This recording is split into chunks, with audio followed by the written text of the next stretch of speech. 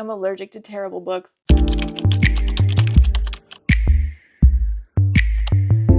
Hi, my name's Rachel, and today we're talking about Powerless's terrible sequel, Reckless. You thought I had complaints about the first one? Ha! What a joke! A bunch of you asked, in fact, some of you directly DM'd me asking for this video, and I hope you're happy because this was worse than the first one. At least the first one had a semblance of a plot, even if it made zero sense and felt intensely like a ripoff of Red Queen. It took me about 15% of listening to this overwritten pile of words to realize, oh no, there's not even a plot here. This is a wild goose chase and I don't like wild geese. The audiobook narrators sure did their best though. So while I was groaning over listening to this over on Everend, it wasn't their fault. I did listen to this on the best headphones that I have tried in my audiobooking consumption career, which is actually today's sponsor, Raycon. Raycon's everyday earbuds are the best headphones for audiobooking, and they just got even better. Their upgraded model now features active noise cancellation. My house is loud. I have 2 kids, but I've also been deep cleaning my house, I'm proud to say, and I use ANC mode when I'm running my carpet cleaner. I've been through so many pairs of headphones where if I'm doing something like that, I cannot listen to my audiobook. Other issues I typically run into with headphones are them falling out of my head, them causing earaches. I'm happy to report that Raycon's everyday earbuds do not do this. Their everyday earbuds have an ergonomic design created to comfortably fit the widest range of ears, and optimized gel tips make for a cozy custom fit. And when I do need to take them out of my head for a minute, I can just pop them back into the case and they magnetically snap in there. But these are something that I have never seen in a pair of headphones after all the ones that I've been through. In case I get interrupted while I am carpet cleaning and my child is like, oh mom, I just spilled an entire cup of iced tea on that carpet that you just cleaned, I can take them out and listen to my child report this, and I just snap these puppies together and then pop them right back in to clean up a mess I just cleaned. Usually though, I just pop them back into their charging case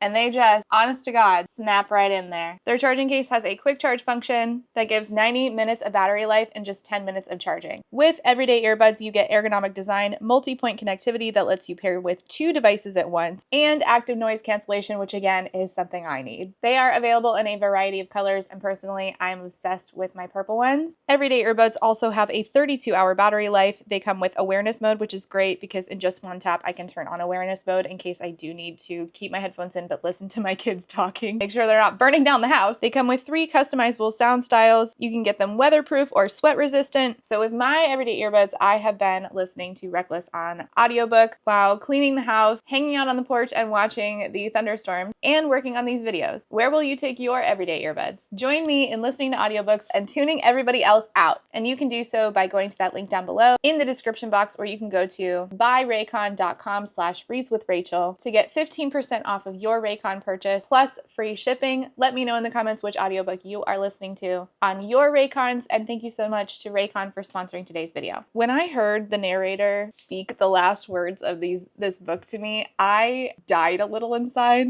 Sometimes I can't help but think if I were an audiobook narrator and I had to read certain words, I would have to dissociate. And this is one of those books. I could not read this and take it seriously. If this were my job to read this and sell it as a story, I couldn't do it. But that's not my job. My job is to tell you what happened. So you're welcome to all the people who were like, are you gonna read Reckless? I just got one 2 days ago. And I'm very happy to tell you that for once I'm actually ahead of the game because usually I am 2 months behind. Where the last book leaves us is Peyton, our main character who has no powers, she is powerless, killed the king, and the terrible plan by the resistance that used to be run by her dad, unbeknownst to her somehow, by the world's worst resistance, by the way. The worst I've ever seen in a book. That resistance takeover failed. The nice brother, Kit, became the king. He's big mad that his dad is dead, and he sends his less nice brother, Kai, who definitely has a thing with Peyton, and Kai is now the enforcer, so Kit sends Kai off to find Peyton the king killer, and that's all that happens in this very long book. It's hundreds of pages of bad banter, knife to the throat, featuring Peyton and Malakyle on a fast sprint to nowhere like 2 hamsters on a wheel.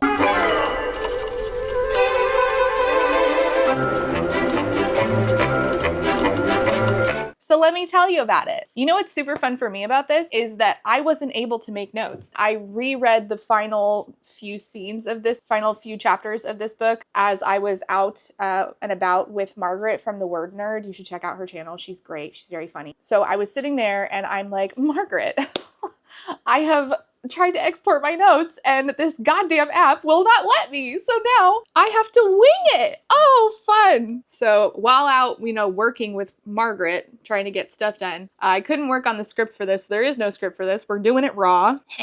And then I just switched over to a better book, which is Pirate Captain Tharkia, which I'm having way more fun with. Okay, so we start this book with a map, which is objectively hilarious because this map, when you think about what happens in the book, makes absolutely no goddamn sense. Oh, and we also get a family tree, which why did we need that? Absolutely no reason whatsoever. None at all. I'm not joking. So we have Elia right up next to the water called the Shallows. There's another country called Isram across the way, which never comes up in any meaningful way. The Whispers, which is the forest that we were in the last book. The Scorches, which is the desert that they send the powerless people into, basically like, get out, you can die in the desert or try to get to Door. The Slums and Loot, which is where she's from. The Arena, the Castle, and then the Sanctuary of Souls, which we are going to see in this book. And oh my God, what an utter and complete waste of time that was. But what I don't get is if I'm supposed to take this extremely literally, is why anybody would cross the Scorches at all and instead not just go north to the Sanctuary of Souls. Sure, you're going to have to fight bandits that apparently live there. But if the bandits are indeed living there, wouldn't you rather take your chances with the bandits rather than, I don't know, cook to death in the desert? Anyways, we'll get there. Let's move on. I'm going to be here for hours. Oh, I'm looking forward to this. Dedication says, for the reckless souls who dare to love and be loved. At this point, I'm thinking I would just love if this would have a plot. Prologue is Kai. A sleeping castle is comforting, solitude a rarity among royals. Royal. I almost allow myself to laugh at the title. I frequently forget what I was before what I became. A prince before the enforcer, a boy before the monster. But today I am no one. Today I simply get to be with who should have been. Awesome. Who should have been what? Who should have been what? He's like, every year, she's always here every year. So he goes to the kitchen to go pick up birthday sweets for his dead sister, which we did not know about in the last book, and I thought would be kind of a big deal, and wasn't. She just existed to sometimes humanize him in certain scenes with Peyton so that they would stop hating each other, which is basically the entire book. How Peyton and Kai learn to stop hating each other. Why did I need to be here for this? I don't know. Why Simon Teen thought this needed to be a book on its own instead of wrapped up into the third book to finish out this story, I don't know. It's a great question. Talking to the cook, Gail, he says that Kit has not left their father's study, now Kit's study, since his coronation. And it says that this is directly after the end of the first book. So he just, at the end of the first book, he says to Kai, you need to go find Peyton. And directly after leaving this, he leaves to go to the kitchen. Okay, so there is no time between. He was just informing me of my first mission. It's her, isn't it? I nod, it's her. And she's like, are you gonna do that mission? He's like, yeah, of course, it's my duty. And again, I would just like to remind you all that who was the enforcer before Kai? We don't know. Was this a position made especially for him? I don't think so, because it says that the enforcer has an enforcer's ring. So who was the enforcer before Kai that wore the enforcer's ring? I don't know. This book just decided not to tell us. Isn't that so fun? Don't you love being in the dark? Of course, he grabs a sticky bun because this book has an obsession with sticky buns. He goes to his sister's grave. You're not really supposed to know it's his sister's grave, but I'm just going to tell you up front, because why keep you in the dark about such ridiculously frivolous information? I couldn't find a candle this year. Sorry, so this will have to do. I pushed the match into the center of the sticky bun. Happy birthday, A. Everybody's names get shortened to A and Pay. Adina also got called A. Remember Adina? She died at the end of the last book. Peyton just sort of forgets about that by the end of this book. Chapter 1, Peyton. My blood is only useful if it can manage to stay inside my body. Oh, is that how blood works? Wild. My mind is only useful if it can manage not to get lost. My heart is only useful if it can manage not to get broken. Well, seems I've become utterly useless then. That was news to nobody. My eyes flick over the floorboards beneath my feet, wandering over the worn wood. She is in her dad's house. Her dad's house that she never went back to after she ran away, after she saw her dad get run through with a sword when she was 12, 13, I don't remember. In fact, she never went back there so hard, she assumed that a new family had moved in. The floor seems to be just as stubborn as I am, refusing to budge. I would have admired its resilience if it weren't a damn piece of wood. I don't have time for this. Me neither.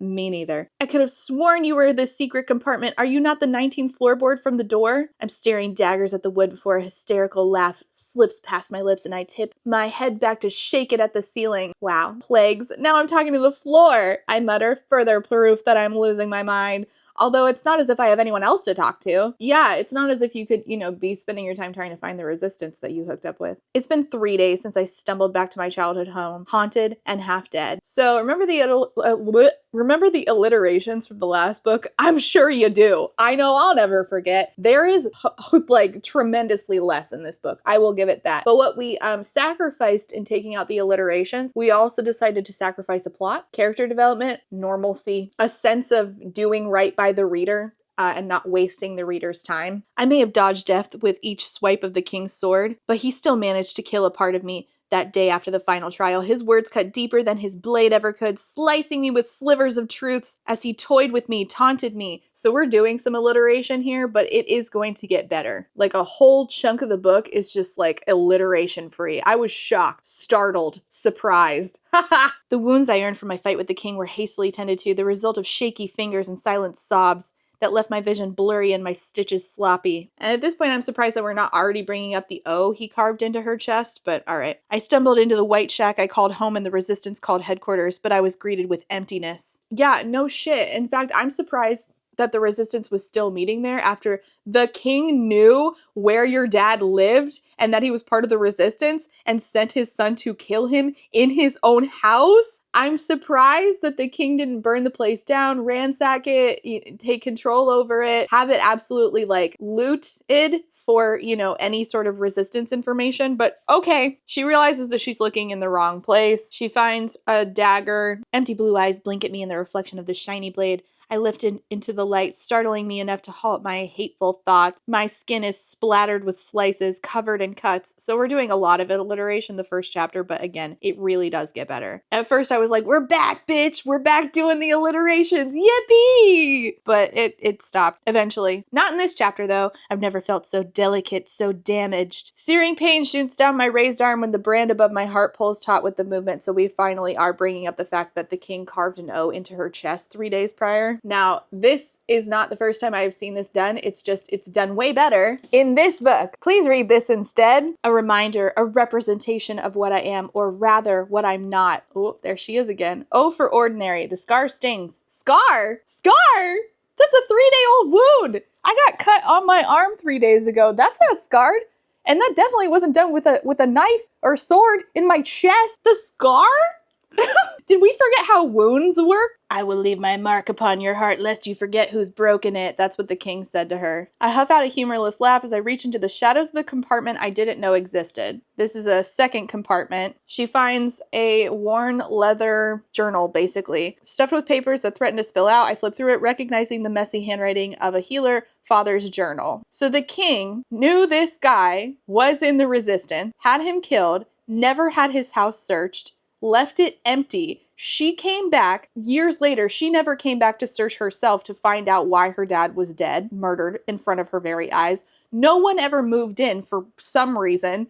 And the resistance themselves, who had taken up residence in the basement, never thought to check the fucking floorboards. Got it. That makes total sense. Thanks, Simon Teen. I've been here too long. True. Spent too many days wounded and weak and worrying that I'll be found. The sight who witnessed me murder the king has likely displayed that image all over the kingdom. I need to get out of Ilya, and I've already wasted the head start Kai so graciously gave me. I don't understand how it is that Kai has gotten away with not looking for her for 3 days. I'll attempt to head across the scorches to the city of Dor, where elites don't exist and ordinary is all they know. So again, here's the map. She is going to go from here to here. Now, why she doesn't go around the desert and take her chances with the bandits that live in the upper region up there is beyond me. I mean, they end up fucking doing that anyway, but sure, I guess. All of a sudden she notices that outside It's quiet. Something's not right. The door shudders. Someone's ramming into it. I contemplate ducking down the secret stairwell to the room beneath that held the resistance meetings, but the thought of being cornered down there makes me queasy. That's when my gaze snaps to the fireplace,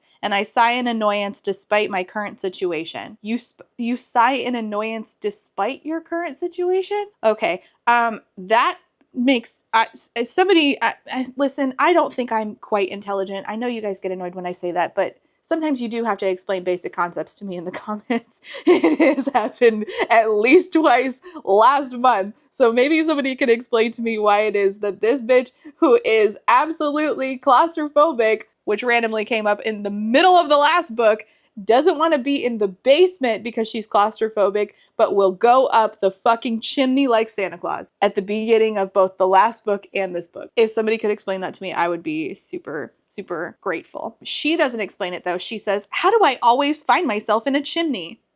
I don't know, Santa. We're all wondering. So she hears Kai's voice as she's in the fucking chimney. Don't just stand there. Search the place and convince me that you're useful. His cool voice, the one I've heard sound like both a caress and command. We're gonna get better on the alliterations, I promise. He's here. The enforcer. My blood boils at the title, reminding me of everything he's done, every bit of evil he's committed in the shadow of the king, first for his father and now for his brother, thanks to me ridding him of the former. Wow, this writing is so good. Maybe when I rid myself of you, I'll find the courage, so I'm giving you a head start, is what he had said to her before. A lot of good his head start has done me. You had 3 days. You had 3 days. What have you been doing for 3 days is my question. First of all, how did you power through and get that open wound to become a scar in 3 days? Second of all, why is it that it took you 3 days to go back to your home and look for your dad's stuff and you didn't book it out of there? And it just so happens that the same day you decide I'm going to look for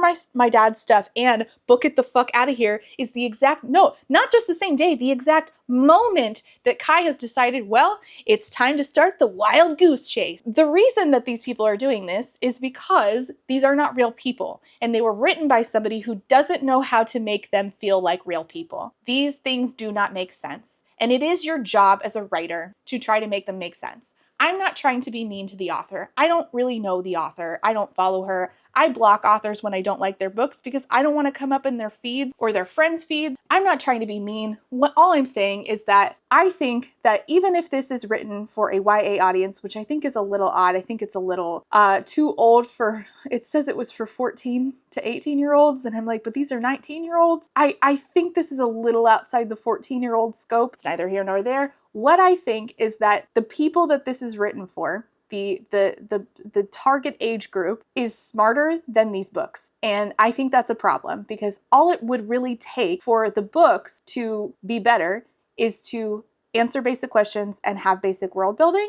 And all you need to do is use the resources that Simon Teen most certainly has in order to make that happen. And the fact that they don't, I think, is kind of egregious and a slap in the face to the teens who are going to ask these basic questions. It's not because I am in my 30s that I'm asking these things. It's just because they are the logical things to ask. Now, some people won't ask them and they just read it and it'll wash over them, but some people are. And I think that you can write for both those audiences and make a quality product. Again, I referenced An Ember in the Ashes earlier. That's also for a YA audience and is really good about answering basic questions, being in continuity with its own lore, making sense at a bare minimum. Another example of a YA book that does this is Kingdom of Souls by Rena Barron. There's so many that I can reference, and I don't really understand why that's not the standard. I think that the audience this is being written for deserves for that to be the standard. Answer basic questions. Have things make sense. Okay, moving back on. She hears him say, check the bookcases in the study. There should be a secret passage behind one. The enforcer commands dryly, sounding bored. Girl, same. Everybody leaves, but she knows that he's still in the room. Only a feeble amount of feet could separate us. I can practically feel his presence just as I felt the heat of his body against mine, the heat of his gray gaze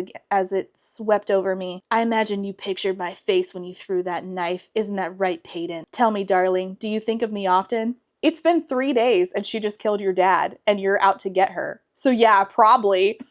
I would assume so. Do I haunt your dreams, plague your thoughts like you do mine? What's haunting my dreams personally are the plot holes and inconsistencies, but I guess I'm built different. So he doesn't know I'm here, not for certain. As an ordinary who was trained and tailored into a psychic, I was taught by my father to read people, to gather information and observations in a matter of seconds. You were taught by your dad to be a smarty pants, but you couldn't think, maybe I should get to my dad's house, look for my shit, and get the fuck out of here before my head start is over. No? Okay. Where are you, little psychic? His nickname is laughable, seeing that he and the rest of the kingdom now know I'm anything but elite, nothing but ordinary. The space is so small, so stuffy, so very easily making me panic. Oh, there's the alliterations again. Claustrophobia chooses the worst time to claw to the surface and remind me of my helplessness. Yes, but how is it that this did not happen when we were up the chimney in the last book? So none of the guards can find her, obviously, because nobody thinks to look up a chimney. He's like, oh, you're all useless. But I just want to remind you that he also didn't think to look up the chimney. It's a good thing you're not here, because I still haven't found my courage. And then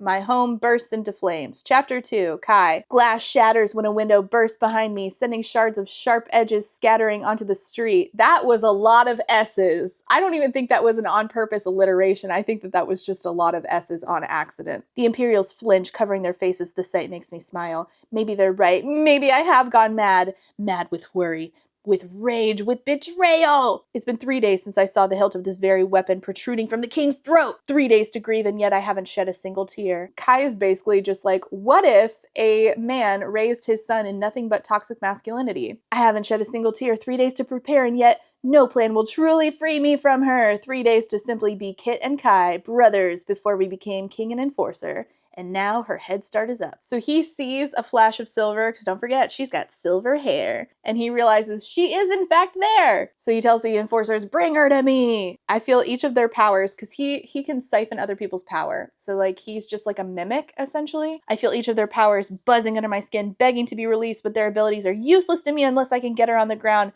making me regret not bringing a telly who could set her on the street before me with nothing but a thought. Yes, how very convenient that you did not bring such a person. Who could guess what would make you, super competent guy, suddenly be so incompetent? Absolutely. With the flick of a wrist, I send my knife flying towards her. I watch as it meets its mark, slicing through her thigh as she leaps. This happens to Peyton, I shit you not, 3 times in this book, and 2 of them are Kai. We just repeat, again, it's like hamster on a wheel. We just repeat the same thing over and over and over for hundreds of pages, and then we end up nowhere. We end up right back where we started, actually. She kills a guy, and then he's like, he finds the body and he feels bad. She would have buried you if she weren't so busy running from me, you know, so the least I can do is bury you for her. I'd never given a second thought to what became of my soldiers' bodies, and yet here I am hauling a man over my shoulder because of a girl who despises doling out death. Despises doling out death. Ugh! I grunt under the Imperial's weight, wondering why the hell I'm even bothering with this. What has she done to me? Oh no! She didn't make you care about your own people, did she? How terrible! Will her grave be the next I dig? Or you could dig mine and put me out of my misery. Chapter 3, Peyton. She sees him crouching with the guy she just killed. He drops his head into his hands, looking equally frustrated and fatigued. I said that the alliterations were going to stop, and yet they haven't stopped yet. Did they stop, or did I stop noticing? And then it says, the sight the enforcer fills me with rage. My note says, we're in the beginning of this book. It's way too soon for me to catch 2 missing words. This is ridiculous. Simon Teen is making people pay buku dollars for this, and they're raking in cash, and this is the quality that they're offering. I stand by that. I assume that Simon will never be sending me any promo boxes ever after this. I will continue to prioritize honesty. I'm sorry. The enforcer is mere feet from me. I could kill him right here, right now. Do it. Do it. There's suddenly a lump in my throat that I furiously try to swallow. I hate how I'm hesitating. Do it! I raise my arm. The movement makes my brand burn, stretching the skin, and the reminder engraved there, O for ordinary. And she hears him say, she would have buried you if she weren't so busy running from me, you know. And I'm like, oh, good, we're gonna do the thing again where we rewind time and see things from both of their POVs. I definitely asked for that, certainly. Again, this is why these books are hundreds of pages long. So the least I can do is bury you for her. That one soft sentence cuts me through like a knife. Cuts through me like a knife, sorry. So he disappears around a corner, page break, and then it says, the stars are flirtatious things, always winking down in the darkness, but they make for good company, surrounding me with their countless constellations. I frequently thought during the reading of this, what would happen if Laini Taylor decided to take some of these sentences and rewrite them? Another YA book. I don't know if you've ever read Strange the Dreamer by Laini Taylor. I didn't read Muse of Nightmares yet, but I would like to reread Strange the Dreamer because this is some of the most beautiful prose. Every sentence, you hang on her every word because she knows how to make like everyday mundane things turn into just some of the most beautiful ways of looking at natural things like stars, right? God, I need Carlos to read this. Lee Bardugo said, Laini Taylor is so damn good and like no other. Fact. Like, Laini Taylor writing that sentence, rewriting that sentence about the stars being flirtatious would be something that you'd want tattooed on your skin. And that's just the difference in quality that you're looking at with authors like Laini Taylor versus what we're currently getting with things like Powerless. There are Imperials crawling everywhere. They quietly pace down the streets, heads swiveling, eyes searching the darkness for me. That makes things both complicated and completely annoying. Oh, that is helpful. Thank you for telling me you're completely annoyed. I love that we've been told twice. There are very few Imperials stationed on the border of the Scorches, seeing that the citizens of Dor and Tando make no better than to visit Ilya and be mistaken as an ordinary. Isolation is what Ilya does best, ensuring the elite society continues to thrive without being tainted by those without abilities. I'm very confused about how Ilya does anything, like as far as like trade. Like they have neighbors both on their left and their right borders technically, so if we're getting trade by sea, like who is dealing with the people that are, I mean, how are they trading? What are we doing?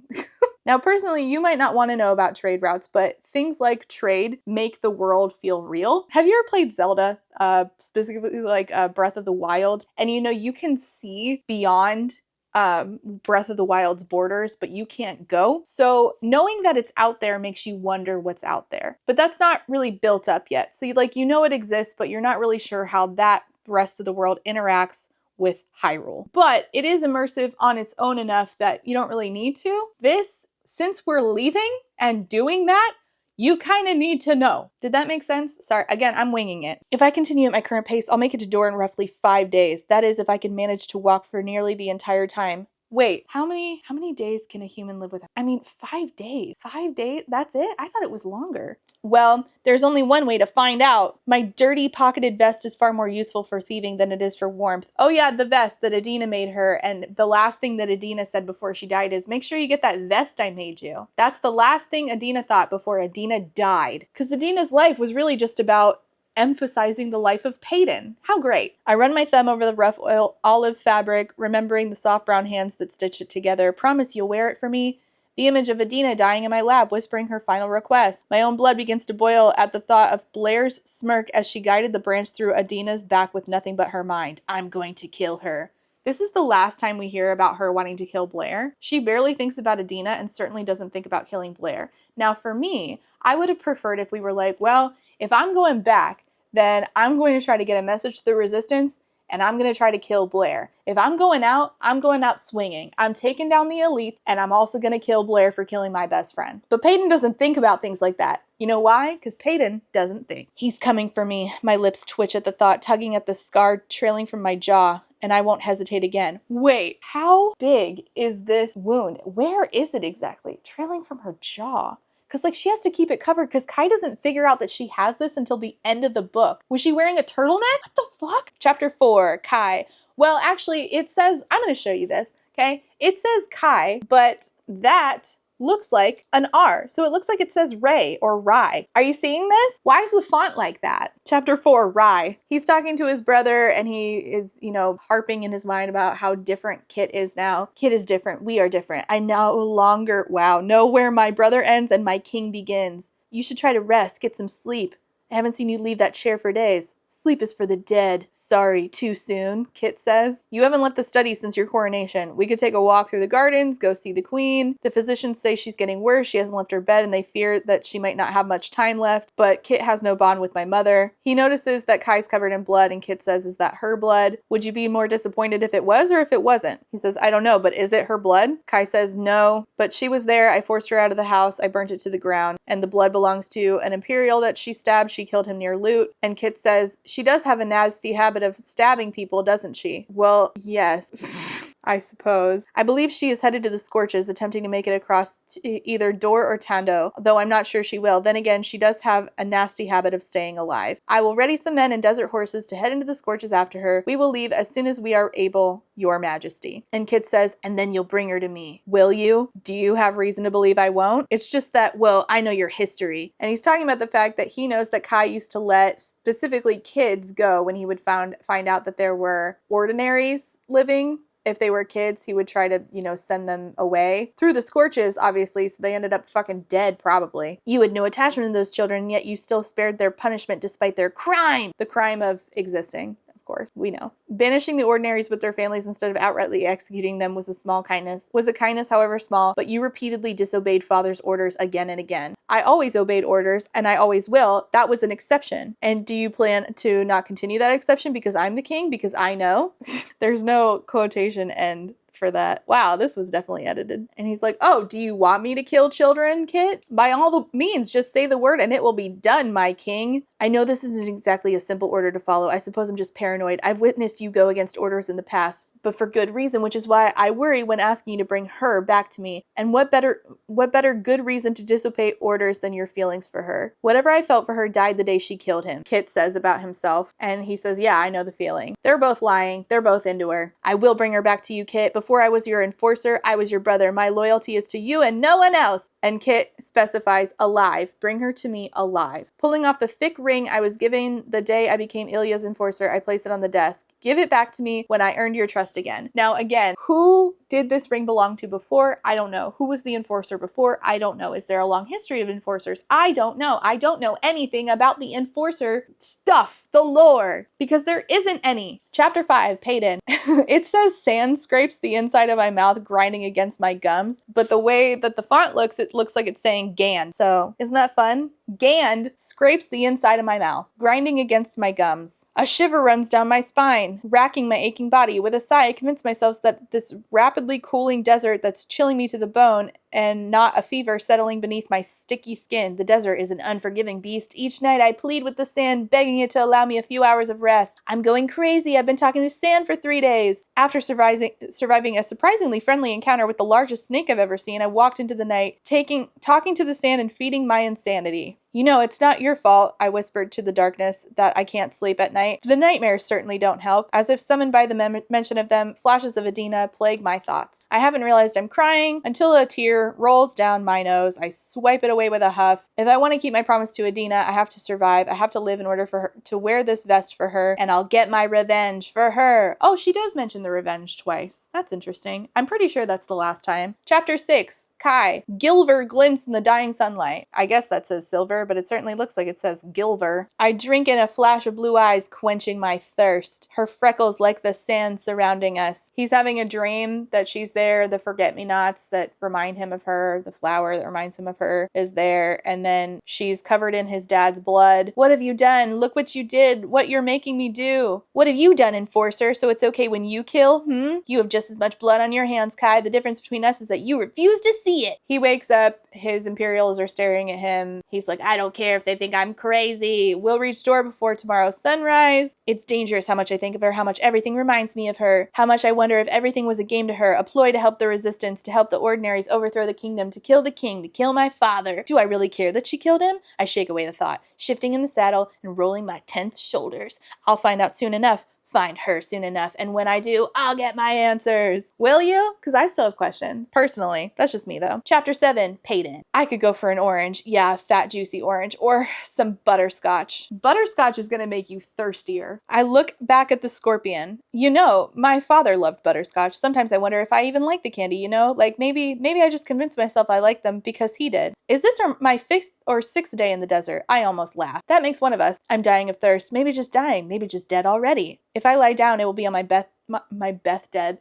Would that be so bad? What am I living for? Why am I putting myself through this agony? I press a callous paw into the stubborn beat of my heart, proof that broken things can still serve a purpose. My fingers trail up to the familiar letter carved there, teasing me with the reminder of just how fragile I am. O for ordinary. O for on the brink of death. My attempt at a joking tone sounds scarily similar to a dying whisper. That was a joke? I'm embarrassed to not die in a more dramatic manner. Oh, this is dramatic. Take my word for it. So then she's being carried. She thinks it's Kai. It's not. It's like a soldier from Door. I saw you in the desert for my post, and when I thought you were dead, but when I got there, you were breathing. I was just carrying you to the city. And she's like, oh, I thought you were someone else. He says, yeah, well, clearly you don't need my help, because she tried to kill him. And if you get off my broken wrist, I'll gladly leave you be. He says, I need to get back to my post. She's like, wait, which city did you come from? He says, Door. And what were you doing in the desert anyway? She gets nervous. She thinks Imperials may not be a problem in Door, but there will still be guards with pressing questions for me to avoid. Hey, you look familiar, he pauses, and he realizes your hair is silver. Interesting. Such a color wouldn't be unusual in Ilya, but here, the hand that slowly grazes the hilt of his dagger doesn't go unnoticed. You wouldn't happen to be that king murderer, huh? You know, the silver savior turned killer? The dagger is gripped in his hand now, angled toward me. You are worth a pretty penny, you know. Ilya has a hefty price on your head. How did that happen? Who was sent to deliver such news? Because it wasn't Kai, so who the fuck was it? His next sentence is strung together with a smirk. Dead or alive? What do you mean? How did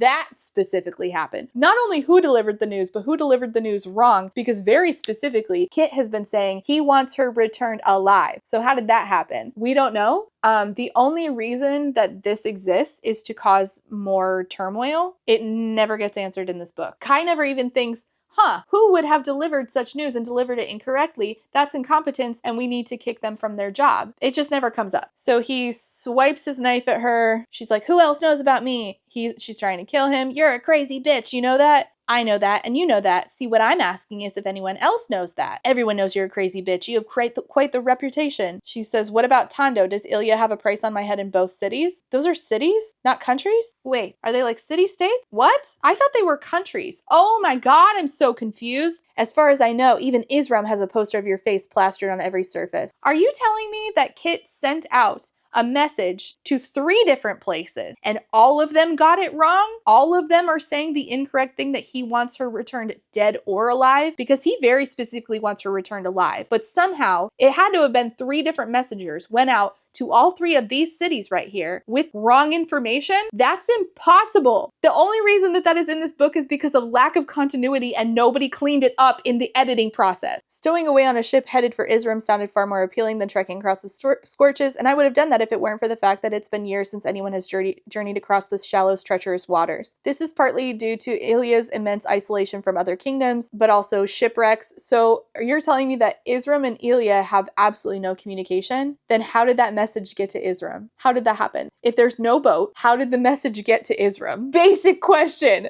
Basic question. Yeah, you have to answer these things. You can't just leave them. I'm losing it. If I had beta read this, I would have noted that there. I would have said, hey, you need to answer the question of, if no boats get there ever because Ilya is extremely isolated, then how did we get the message over to Isram that there is a price on her head? And then we have to answer the follow-up question, why was the information incorrect? Anybody? No? Sure thing. Thank you. She stabs him in the heart, and his last words are, crazy bitch. She has blood on her hands, and her new thing now is not only is she randomly claustrophobic in certain places but not others, she's going to be in a sewer later and she doesn't have a panic attack like she did in a ballroom. Whatever, I digress. The point is, her new thing is that when she gets literal blood on her hands, she starts to freak out, but it depends. Again, there's lack of continuity here because she feels bad about killing. I don't know why she couldn't just knock this motherfucker out, but okay. What have I become? Chapter 8. Rye. Just kidding. Kai. After drawing blood your whole life, every stain begins to speak if only you listen. Or maybe I'm just insane. He comes upon the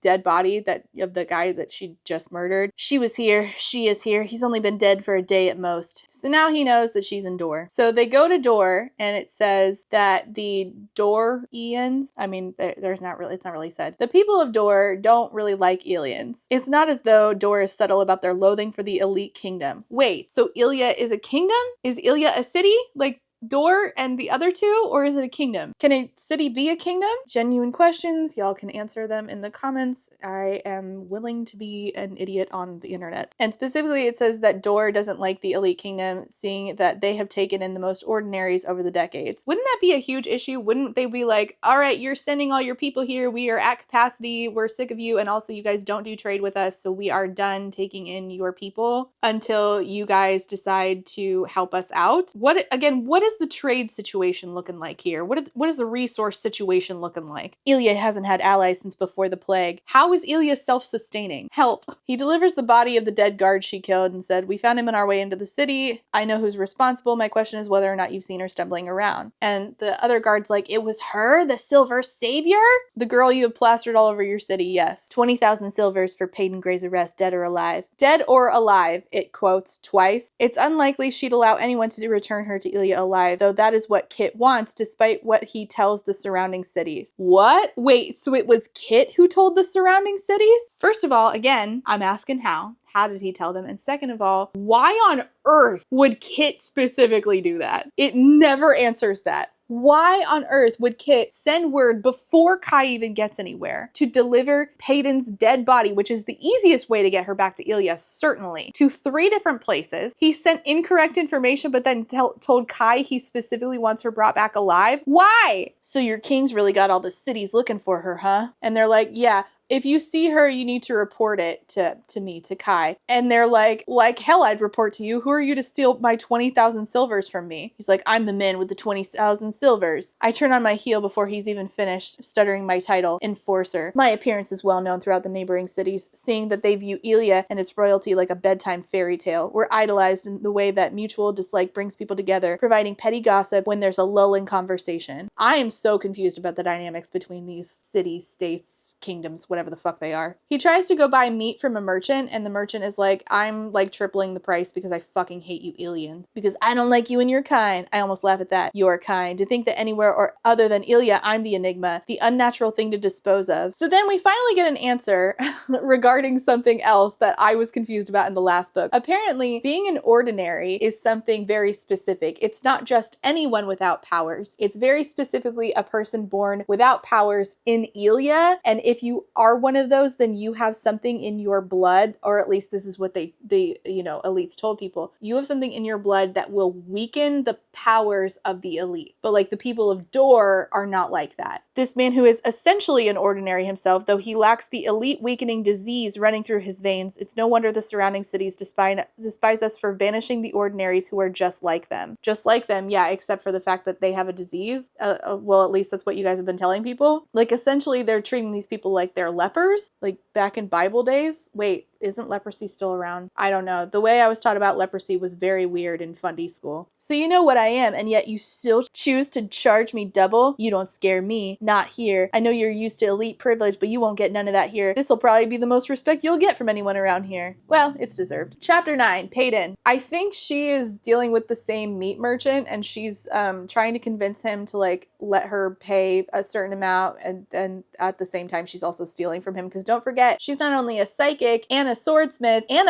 a bowmaster, just like, you know, Katniss Everdeen, she's also an accomplished thief. Here in Dor, where I'm ordinary in a whole new sense of the word, one cannot be considered powerless if everyone else is as well. Here I'm considered an equal, and nothing has ever sounded so unique. She's completely covered. She's like covered her like whole head and part of her face. So she's basically just showing this right here. No hair, nothing, because her hair is going to identify her. Why she didn't just dye it is beyond me. How do you stay cool under all those layers? I feel so sticky. This is our winter season, he says. Oh, well, that's terrifying. Despite Dor being fairly close in proximity to Ilia, I grew up with revolving seasons, though our winters were thankfully mild. I'm very confused about how the weather works in this. I mean, it's kind of difficult to like when you impose like our world onto another world, it always gets kind of tricky. But like these places are only 5 days walking apart. I'm like, how much a difference could they really be in only 5 days? Because if I walk 5 days, I'm not hitting a desert. Door is blessed with the grainy heat of the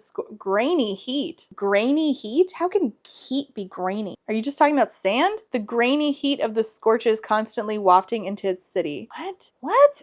Whatever. You will never survive this famine season, pale thing. Wait, he called her pale? But then later it says that her skin is like tan. I'm so confused. And then like 2 lines later, he says, you are funny, pale thing. Where was the editor? Who knows? She's about to get called kid like 13 times in one chapter. That's gonna be fun. My eyes snag on a crinkled poster. She sees a replica of what the site recorded after spotting me moments after killing the king. I rip the poster from the wall, crumpling it up in my fist before shoving it in my pack, slung over my shoulders, and I'm like, oh, that's not suspicious at all. You know, a person ripping down a poster isn't going to be a dead giveaway that, you know, it's the person in the poster. And certainly it's not like the entire city isn't covered in them anyway, so I'm not sure what this achieved other than to just be dramatic. Any sort of colored hair is a dead giveaway as to having plague blood running through your veins, whether you are ordinary or elite. Oh, well, that's news. Apparently everybody in Door is very confrontational. There's like constant fighting and sparring, physical and verbal. What? Verbal. These people are as gruff as the sand they crawled out of. I don't think that's the right use of gruff, but okay. I mean, I guess. I just feel like that could have been written better. Where's Lady Taylor? She's like, I need money. I need to figure something out. Money means shelter. It means food. It means a will to live. She happens to hear somebody randomly talk about money. Wow, how convenient. 3 silver, Slick will win. That bastard's undefeated. Undefeated, eh? Maybe because the mate's only fought in 3 matches. Lucky bastard is what he is. Where there are bets, there's money to be won. And where there's money to be won, there is money to be stolen. So she goes to talk to the guy writing the fighting rings. I wanted to talk to you about fighting in the ring. No ticket, no talking, he says. I don't just let anyone fight in my ring. Besides, you'd get eaten alive in there, so scram. It would be a shame if the guards were to find out about illegal cage fighting you're running down here. It seems you've become quite accustomed to wealth. I doubt it would be easy for you to just readjust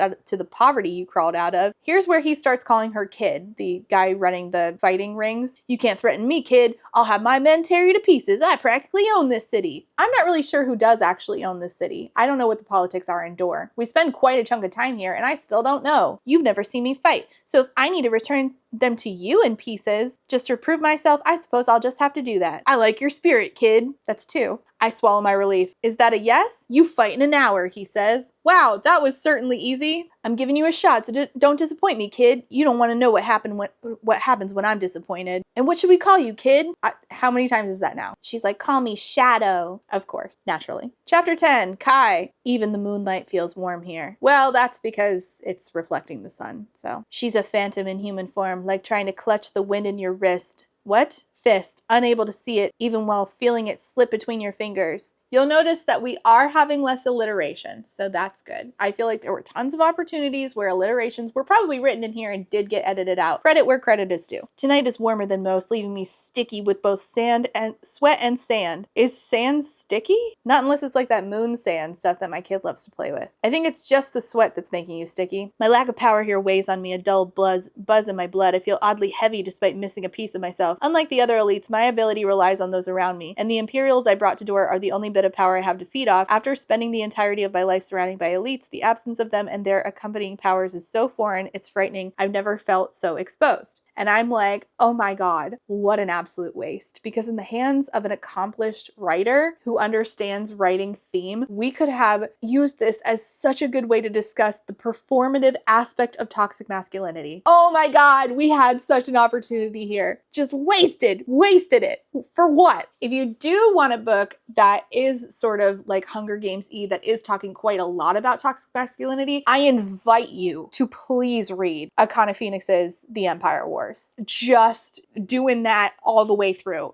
And I was so surprised. I feel like Bell Hooks would have loved this because we talk about how like without loving men and boys, we do such a disservice by them. Oh my God, it's just, please read this one instead. He runs into a little girl named Abigail who he set free at the beginning of the last book. It's a miracle she made it across the scorches after I banished her and the family who harbored her. She's like, what are you doing here? You here to kill me for real this time?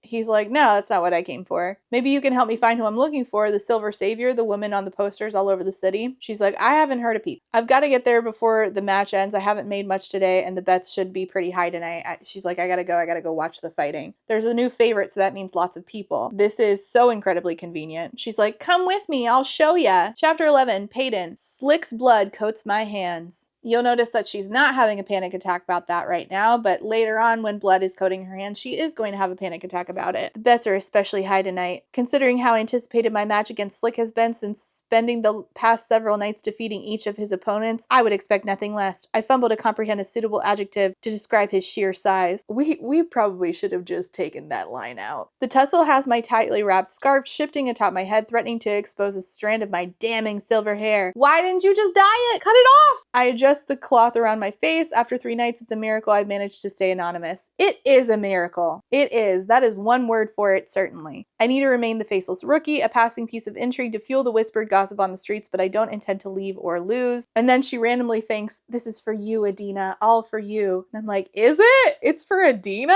I feel like it's not. I'm trying to get a read on him, trying to type into that psychic ability of mine and find the best way to quickly take him down. Father would be disappointed at how long it's taking me to read him. Well, you are tired, hungry, on the run, and you were dying in the desert a couple days ago. So I feel like your dad probably would have given you a break, but, continuity where. The crowd is chanting, finish him, finish him. But they're talking about her because they don't know that she's a girl. She takes him down. I've won. I untangled Slick from my many limbs. From my many limbs? You have more than 4? Rolling away from the puddle of sweat outlining his panting form. A whole puddle of sweat? All right. What is this, me while pregnant? Ha! Pregnancy joke. If you bet on the rookie, it's your lucky day. Bring me your tickets, and I don't bother listening to the rest of the repetitive speech. As soon as I get my cut, I'll be on my way and sleeping as soundlessly as one is able atop a roof. Just a few more nights and I'll have enough for a real bed. You'll notice that she is not making a plan to find the resistance, find out what happened to anybody in the resistance that she gave somewhat of a shit about. She doesn't plan to read her dad's journal and try to understand more so that maybe she can figure out a way to help all the ordinaries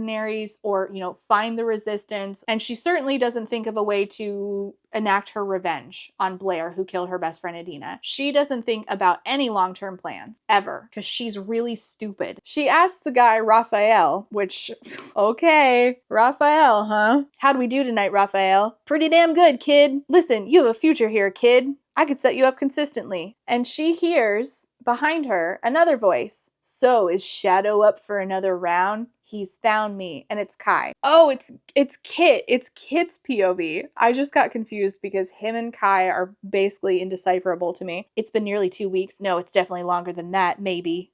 I scrub a hand over my face, now rough with the remnants of forgetfulness. I can't remember the last time I shaved. What a way to say that there is stubble on his face. That was that was a choice. 2 weeks ago would be a safe bet because presumably that's all the time that separates me from what was once my normalcy to my now reality, though I can't quite remember what's happened between this life and the one I lived prior. Wow, that is a very long sentence. Okay, it's been 2 weeks. It's a Kit's POV. Parchment litters the desk I've used as a pillow. He's in his dad's office. He's been writing sentences over and over, just like really mean things, I guess. It doesn't say. This shell of a man and silhouette of a monster is exactly what he wanted, not the meat. Oh no, this is where I really lost it about this book. That's right. I forgot about this.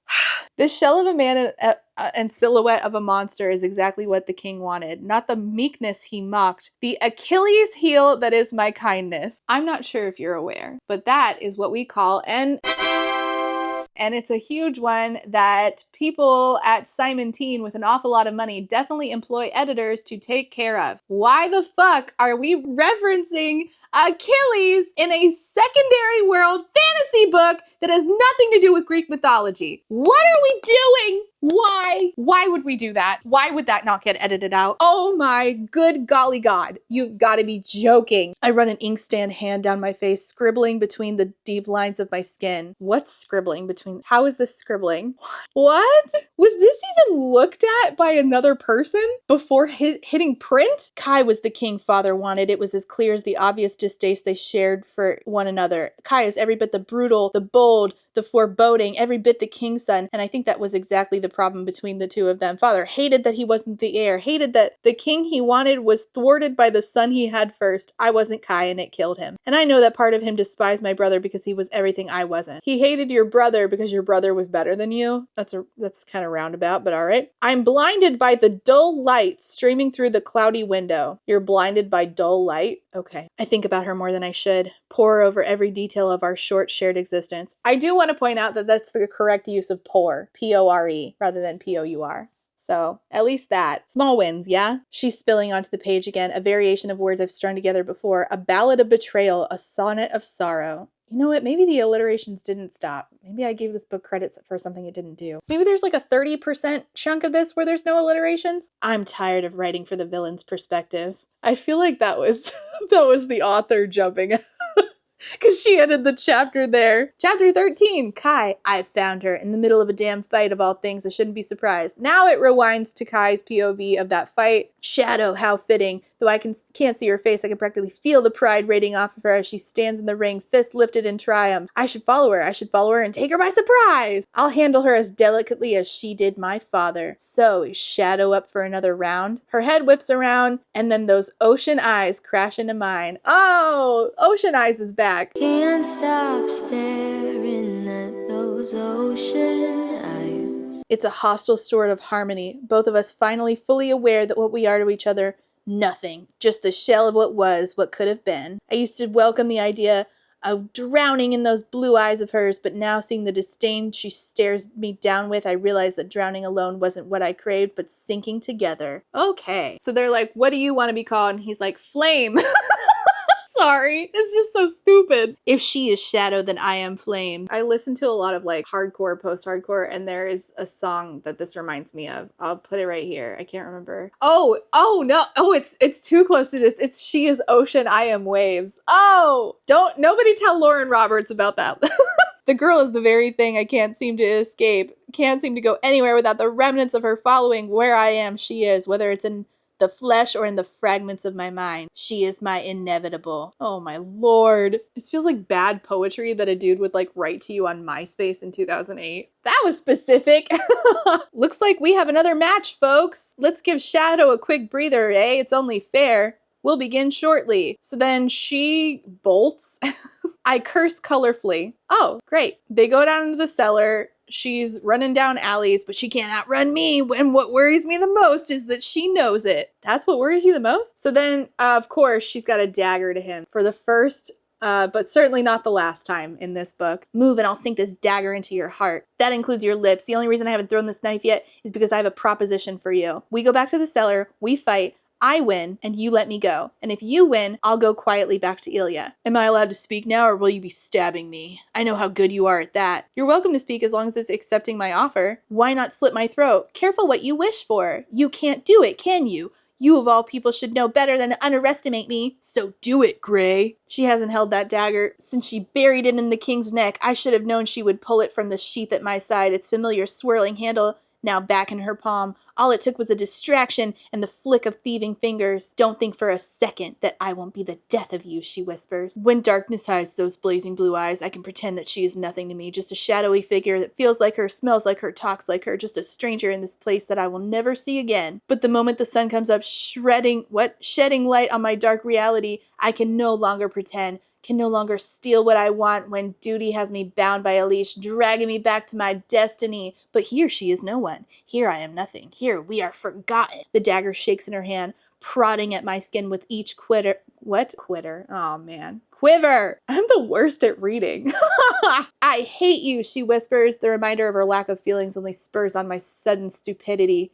My sudden need to finish what we started, no matter how doomed it was from the beginning, because here, nothing between us matters. I scan the face that is now uncovered, seeing nothing of the girl I cared for, the girl who killed my father, the girl I've been ordered to bring home. I see nothing of that because I see nothing at all. She is no one, I am nothing, we are forgotten, and this is meaningless. You promised to be my undoing, I murmur, so prove it. Prove it. Hate me enough to make me want you. I cup her jaw, feeling her eyes burning into mine.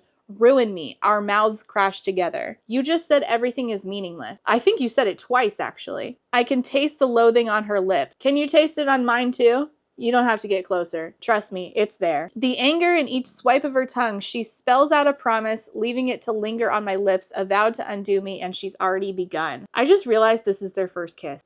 And this was supposed to be a big moment, yet it is only a big moment for stupidity. I'm glad we could share this together. Her fingers are buried in my hair while mine dig into her hips. I ignore how familiar she feels, ignore every one of my screaming sentences, because this is a stranger. We are nothing to each other, and that means anything is allowed. Is this like this book's version of trying to write what it feels to dissociate? Because it's a really bad example. She suddenly jerks away, and she's like, don't, never again. Do we have a deal? She says, as though nothing has changed between us. So much empty words just happened and making out that I honestly forgot about the deal already. When she turns her face towards the rays of moonlight dripping from a starry sky, I see the girl who ruined me, and now I can no longer pretend. And he says, deal. We are carrying on as normal as enemies. So then they start to banter. And when I tell you that this book is at least 40% them bantering, I am underselling it because it's probably about 55. I can't tell you how many scenes were just them having the same banter conversation over and over. In fact, there's a lot of things that we did over and over. He's going to throw a knife. It's going to hit her in the leg. They're going to be running from people that are trying to kill her because for some reason Kit told the surrounding cities that he wants her dead or alive. So that set them up to be on the run from people and having to work together, but not for a reason that makes any sense. It would have made way more sense if Kit said, I want her dead or alive to everybody, but he specifically told his brother multiple times, I want her alive. So it's just pages and pages of banter. I'm not going to read it to you because it's very stupid. He starts to think about how they were dancing in the whispers. Pale moonlight streams through the trees, illuminating the eyes, staring up into mine, sparkling like an indigo pool. I'm all too willing to dive headfirst into. He talks a lot about wanting to drown in her eyes. And I'm like, buddy, I wish you would. She knees me in the groin. I'll get the hell out of this plague-forsaken city so long as you come with me. I'll drag you back to Ilya if I must. Over my dead body, Prince. That would make things a hell of a lot easier, so trust me when I say I'm considering it. We're going to wrap up this little show and you're going to come quietly. All I have to do is slip out a silver strand of silver hair, single strand of silver hair, and everyone in this room will be trying to kill you for that hefty price on your head, and I'm tempted to let them just do that. It would make my job far easier. And he thinks to himself, lies, I have strict orders to return her to Ilya alive despite what the posters say. And she's like, yeah, well, there's a price on your head too because you're the Prince of Ilya. And so she rips the bandana off his face. Chapter 14, Peyton. His face is jarring in the way that deja vu could be, like seeing a figment of your imagination materialize outside your mind. I see him now for what he is to me, dead. He has sort of a rugged look to him, like the face I grew annoyingly fond of in the forest. Annoyingly is my most hated word. You know, out of all the words that I complain about in sex scenes, sure, I don't like a lot of them. They don't make an appearance in this book. Thank God. Again, this was written, according to the pages, it says written for 14 to 18-year-olds. So good. But the word annoyingly is killing me. I'm so tired of it. He's horrifyingly exactly how I remember him. If the word ends in ly, I'm begging you to ask if it actually needs to be there. And for why. Could you use something else? The cocky bastard called himself Flame, the fire to my shadow. What does that even mean? That was a mistake, darling. Darling, the title is now void of endearment, empty of all empathy. She bites him, and then he's like, if you bite me again, I'm gonna show everybody what hair color you have. Fine, I'll come quietly, but we need to end this fight. Let me tap out. She doesn't tap out. She pulls a dirty, dirty trick. He curses loudly, not wasting a second before pinning my wrist above my head. I smile. His legs have loosened their hold just enough for me to thrust my knee up into his groin once again. Leaning close to his face to conceal the illegal weapon, I press the knife onto his cheek. We are at 2 times that she has now held a knife to him. You're going to cut me open here with a room full of witnesses? You should have killed me on the roof. Do it. Wouldn't be the first time you spilled royal blood.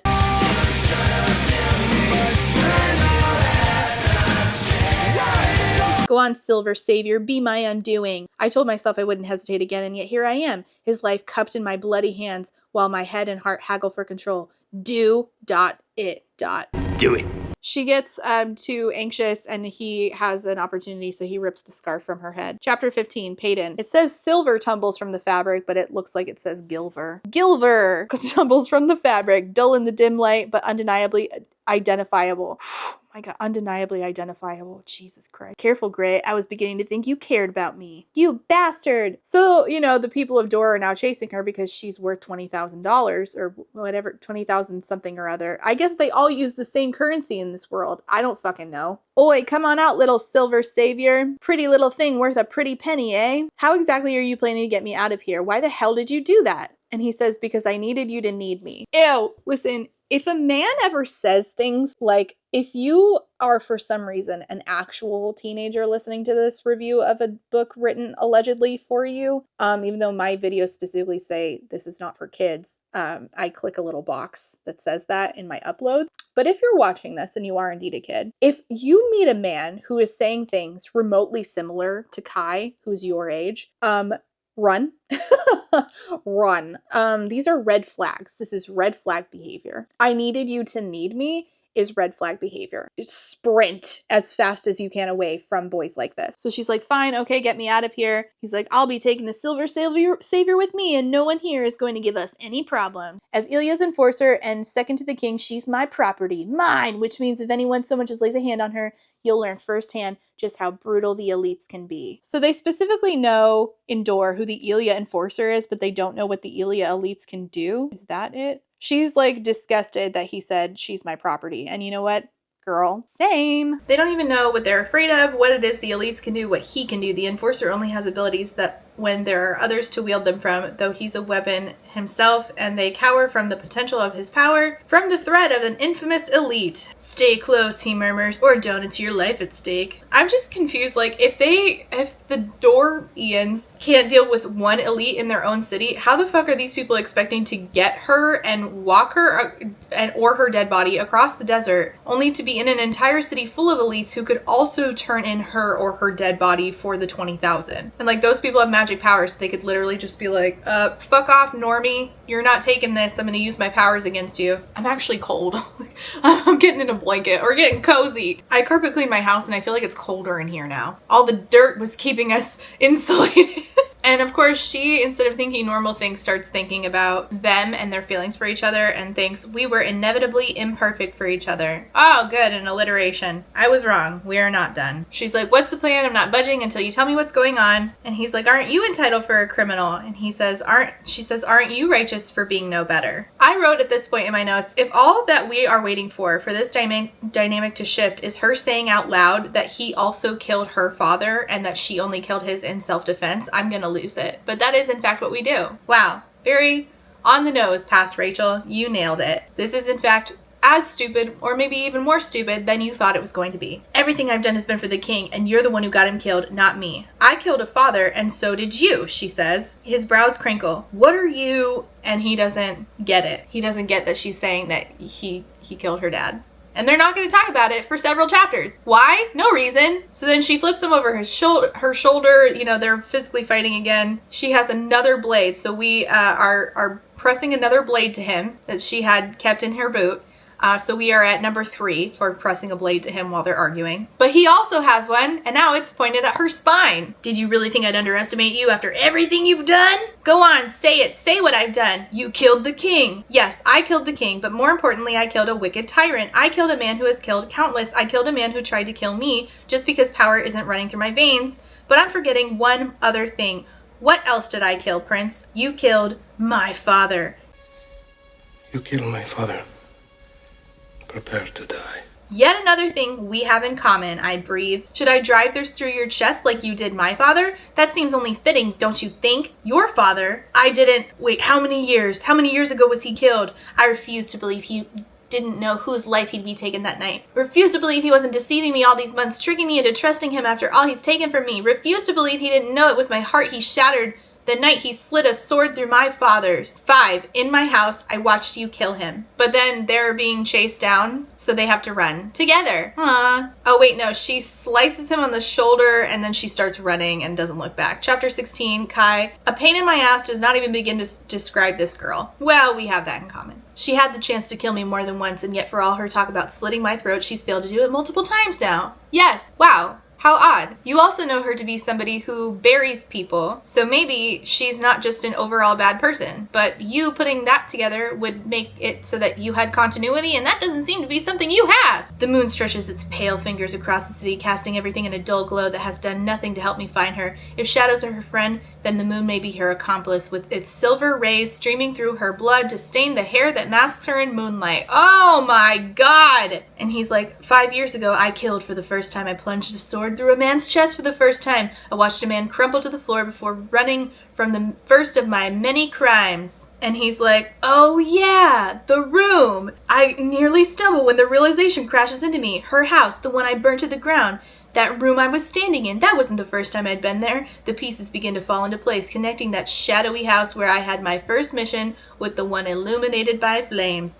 It was me. I killed her father. You might be even more stupid than I had previously believed in the last book if you could not recall that you were in the same house that you had your first kill in. You're supposed to be detail-oriented, is the thing. Isn't that how your dad raised you so that you could be the enforcer and somehow you just forgot? He, once again, sees her, throws a knife, clips her for the, second time in this book. He walks up to her, they banter some more. Who's surprised? I'm tired, you're tired, let's call it a night. Not to mention that you'll bleed out if you don't get that wound wrapped. Let's get some rest and bandages. Isn't that what you want? Her voice cracks. To stop fighting you, to come quietly to my doom? And he's like, no, I want her to fight me. I want her to burn for me, even if it means with hatred. Red flag. Red flag behavior. Don't date men like this. Where's the fun in that, he says. He tosses a scarf over her head. She says, I hate you. He says, yeah, you and everyone else in this kingdom, darling. So they're hiding under bandanas. They get to an inn, and as soon as I saw the word innkeeper, I said, oh, an inn. My note says, I bet you there's only going to be one bed. On the money. I'm going to kill you, she says. Are you now? You just had trouble with that before you had trouble with that before you were even injured. I'm always injured, always a little broken. Okay, that is superb. I'm so glad I'm here for this conversation. Is it raining?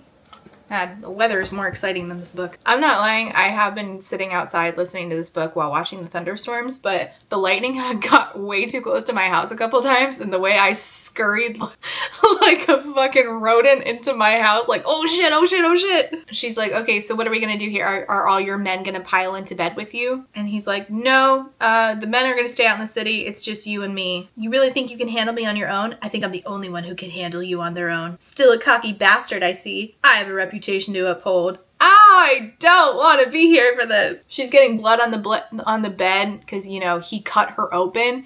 And she's like, he says, oh, by all means, get the bed I'm sleeping on bloody. And what makes you so sure that you'll be sleeping in this bed? What makes you think I won't? They're both going to sleep in it because it's the only one bed thing. Basically, this book was just, how can I make a list of these things people love to see in books and check them off one by one? We don't need to have a plot. We just need to get from trope A to trope B to trope C in 400 pages. She's like, you could just let me go. He says, that's not an option. Right, because your new king has you chasing me down. Well, you did kill his father, the king, and played a key role in the resistance uprising, not to mention that you used Kit to help you do it. Everything I did, everything I fought for was for Ilya. Oh, and that includes killing Ilya's king. And I'm like, actually, why didn't he point out that she didn't actually do it for Ilya? She did it for Ordinary. She doesn't give a fuck about Ilya. I didn't go into that trial planning to kill him when I came out of it. He came after me. She stares unseeingly at the blood coating her fingers, swallowing hard at the sight, shaking with each shallow breath. Something is very wrong with the Silver Savior, and I'm not supposed to care. Again, she gets upset when blood gets on her hands now, whereas in the last book she had random claustrophobia that he had to take care of. Now he has to take care of her whenever she has blood on her hands, but this only seems to come up like mostly when he's around. When he's not around and she gets blood on her hands, it's like most of the time she's fine. Again, just like last book with the claustrophobia. It's like really only there so that he can play savior for her. She's so entranced with the task of ridding herself of her own blood that I have to grab her wrists and reel her back to reality. Unless you're hoping to scrub your skin off, I think that's enough. Then he talks to her and tells her, your father, I didn't know, not then, and certainly not until now. She says, you didn't know who you killed that night? I didn't even know who I would be killing anyone that night. Didn't know my fate was starting so soon. I was 14, right in the midst of my training with the king. I'd grown up knowing exactly what my future would look like, but that didn't mean there would ever come a time when I was ready to face it. When I woke up that day, I didn't know I'd be killing a defenseless man in cold blood. Didn't know my father would threaten to do the same to me if I didn't go through with it. Your dad threatened to kill you if you didn't kill an innocent man. And that doesn't ever play a factor in you being like, maybe Peyton, was in the right. Maybe it's good that Kit is king now. He didn't tell you why you were killing him. I offer her a slight shake of my head. For the first 3 years of my missions, I was given no information on who I was killing. He'd called it blind obedience, told me the enforcer didn't need to know anything more, that the king's commands are never to be questioned. She's like, you could have been killing innocent people. You did kill innocent people. And to what? Test your allegiance? Your willingness to blindly follow orders? Okay, he was 14, so cut him a break. It's a shock no one's thanking me for what I did. Each scar scattering my body sings with the memory of cold hands and hot anger. Each one of my many masks a reminder of the man who molded them. Maybe I should be thanking her. Maybe you should. Let's go that direction and cut this shit out and just wrap it up, because there's really no plot to this or point to any of these conversations. So let's just be like, you know what? You did do a favor. Let's go back and talk to Kit. I'll tell him all the abuse I suffered. I'll tell him you did us a favor. We're solid. We'll figure this shit out. But nope, we don't have conversations that make sense. I don't remember loving him when he was alive, but now, does death divulge deep-rooted devotion? Does death divulge deep-rooted devotion? She sells seashells by the seashore. Shut the fuck up! I can't seem to differentiate grief out of love and guilt out of the lack of thereof. Jesus Christ. So, like, that's a good point and a good theme, and we're not going to do anything with it, and I can't even focus on the fact that it's a good theme because we just did a seashells by the sea. Does death divulge deep-rooted devotion? What are we doing? Of course, she has to change clothes, and she's like, turn around, you're not going to see me change. And then they, flirt relentlessly. She steals his sweater and then goes to sleep on his bed. I can't help but think that in another life, another time, another chance to choose each other, I would be in that bed beside her. Oh, he doesn't sleep next to her, I'm shocked. Chapter 17, Peyton. He's trying to wake her up. He's annoyed because she's a deep sleeper, which doesn't really make sense after all she's been through. Anybody who's ever had like a particular kind of job or like been a parent knows that you lose the ability to deep sleep, and as soon as somebody makes a noise, you're like, I'm awake, I'm up, what is the problem? Everything's on fire, I'll take care of it immediately. She has slept outside for the majority of her life. Like, I just highly doubt that she's, a deep sleeper anymore, but all right. He says, up now, we can't spend too much time in one place. I'm shocked we haven't been recognized yet. Oh yeah, we're all shocked by that. He's like, it's time to go home. She says, that's not my home. He says, Elia isn't your home? Nowhere is my home.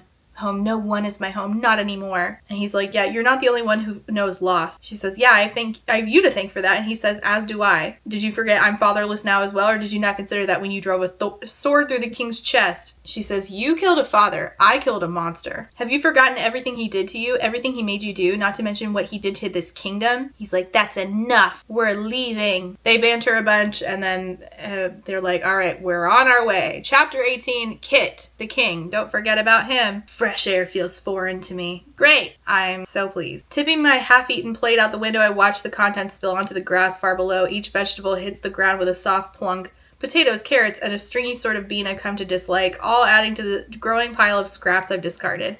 Now, again, I don't know the trade situation. I don't know how Elia gets food. We could have answered this very simply by making somebody with powers in charge of this, or like a collective of people with powers in charge of this, but we just don't. But what I do know is that Elia has a class issue, and the fact that this new king, is dumping food out his window when other people in his kingdom city are starving is never thought about. Despite the fact that she very specifically took him to the slums in the book before, and he was like, I'll do better by the people, I'll stop wasting money. And now he's just like, I'm dumping food out my window. And we don't deal with the fact that maybe he's so resentful that he's doing it on purpose to spite her in particular, and then thinking, you know what, spiting all of my people to spite one woman doesn't really make any sense. We just are like, Kit sad, Kit dump food out window.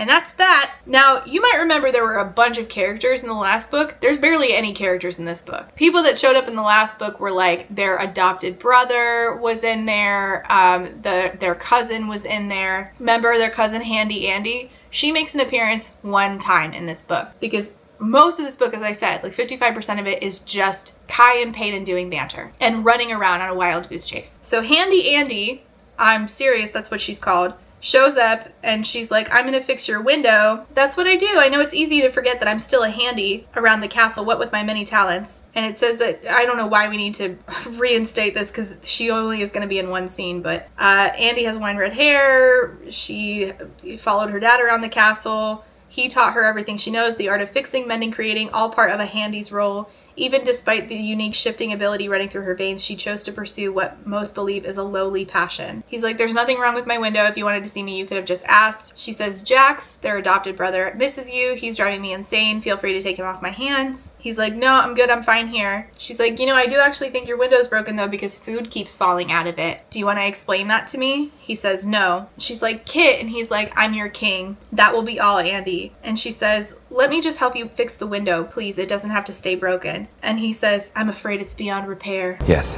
very sad. Anyway, it got me thinking. Ugh, I don't care about him. And his POVs are just gonna get more stupid. Chapter 19, Peyton. They are back with Kai's other Imperials. Not for long though, because again, they have to be alone on a wild goose chase for it to be cute and sexy or whatever this book is trying to do. And one of his Imperials say, "Filthy ordinary, I should slit your throat right here." And of course, Kai sticks up for her, but it's like possessive. And she's like, "I hate it. I hate being possessed by him." Then they do pages and pages and pages of banter. "You're afraid of me. I'd be a fool not to fear something so fierce. And are you not a fool, that is?" "Not anymore." Great. They're supposed to ride on a horse and she does not know how. "I'm going to need assistance." He says, "You mean you need help?" And she says, "I am asking nothing of the sort." This is just them doing banter more. "His hands are hard on my hips before I can suck in another breath, sure and strong and sickeningly familiar." I lied, apparently. There's nothing but alliterations in this book. So he lifts her up. She steals a dagger while he does this. Unable to risk tucking the weapon into the band of my pants where he will likely feel it, I flip the blade so its handle faces downward and silently say a prayer to plagues knows who. Only then do I let my knife drop into my boot. And I'm like, yes, plagues know who.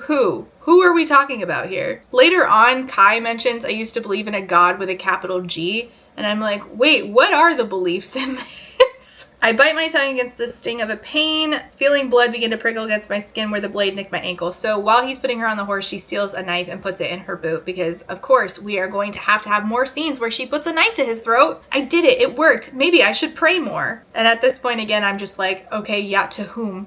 And she's like noting on how he just lifted her onto the horse that's carrying her to her doom. And yet my cheeks are heating in the middle of a sunless desert and I hate it. Hate him, right? And I'm like, yeah, sure wish you did. I know I do. I know I hate him. I don't have to ask, right? I just know. But then again, I wasn't making out with him in an alley. So she asks, "What is Kit gonna do to me?" "Boil him, mash him, stick him in a stew." "And what is he like, the king?" "He's not like you left him, a shell of a man, stepping into the shoes of a king." And she says, "Oh, then I'm as good as dead." Chapter 20, Kai. Her breathing is melodic, hypnotizing in a way I hate admitting. Oh, more bad MySpace poetry. Thank you, Jeremy. I'm so glad you made an appearance. More banter. "I'd like to knock your teeth in." "Oh, but then I wouldn't be able to smile in that way I know you like." Oh. It doesn't say be able to smile. It's, but then I wouldn't be able smile in a way that I know you like. This has less typos and missing words than the previous book, but then again, the e-copy that I had was the self-published version, but I'm noticing that it's still here enough to where it's a problem, and this is the Simonton version. This is not self-published, but even self-published authors can hire editors, and like line level editing is still a thing that you can and should do, I think, in my opinion. And I just don't understand how it's possible that Simonton, with all that money, put out a book that has this many missing words in it. Every book has like some typos and some missing words, but it shouldn't be this noticeable. Like even reading The Name of the Wind by Patrick Rothfuss, I've noticed typos. That's gonna happen. But to this degree is ridiculous. People pay too much money for this. And if Simonton is just simply not paying their editors enough to do it, well, publishing has a lot of problems, and that's one of them. So Simonton, if you could please pay your people to do their job to make more quality products, because you're charging like $25 for this, that you're marketing it to 14 to 18 year olds who, you know, $25 is kind of hard to come by. I think that they deserve better. "Where am I sleeping?" she says. "Beside me." Absolutely not. Why? It's not anything we haven't done before, and it's not anything I plan on ever doing again. And why is that, Gray? You worry you like it too much? Oh, I love banter. Yay! She plops down onto the closest bedroll, watching an Imperial use his blazer ability to light a fire. Good thing that we were told he's a blazer, otherwise I wouldn't have been able to guess what his power was. He moves to sit beside her and she says, "Careful, any closer and I'll start weakening your powers." He says, "That's not how it works." She says, "Please enlighten me then. I'd love to hear how you think the ordinaries will be the doom of all elites. If you'd continue to live in Ilya, you would be, for more than one reason." I'm like, sir, this is a 19-year-old who has literally lived in Ilya her whole fucking life. What are you talking about? Do you not know our history, where we came from, and why it is so important we remain elite? Of course I know Ilya's history. I may not have gone to school, but my father made sure I wasn't completely incompetent. I mean, did he? Did he though? So she explains, Ilya was a weak kingdom. We always have been, even before the plague swept through. Being conquered was a constant fear for past kings. And when the plague killed nearly half the population, the kingdom was quarantined, isolated, even more vulnerable than ever So when the elites were born from the plague, the kingdom rejoiced at the power they suddenly had over everyone else. Ilya has remained isolated ever since in order to ensure we are the only kingdom with elites. And then after 70 years, your father decided to banish all the ordinaries so he could have his elite society. He's like, you're missing some key points. The disease the healers discovered that the ordinaries possess, the one that will eventually weaken the elite's powers. She says, and the fact that the ordinaries and elites procreating will eventually cause the elite race to go extinct. That I do believe. Only elites can make elites, though one's abilities are not depicted by their parents. Depicted by their parent? Wouldn't it be decided by their parent? Depicted? Some believe the level of power pertains to the very strength of the person. So you understand why Ilya must remain the way it is. Yes, greed, she says. And I'm like, wait, what does Ilya get out of being...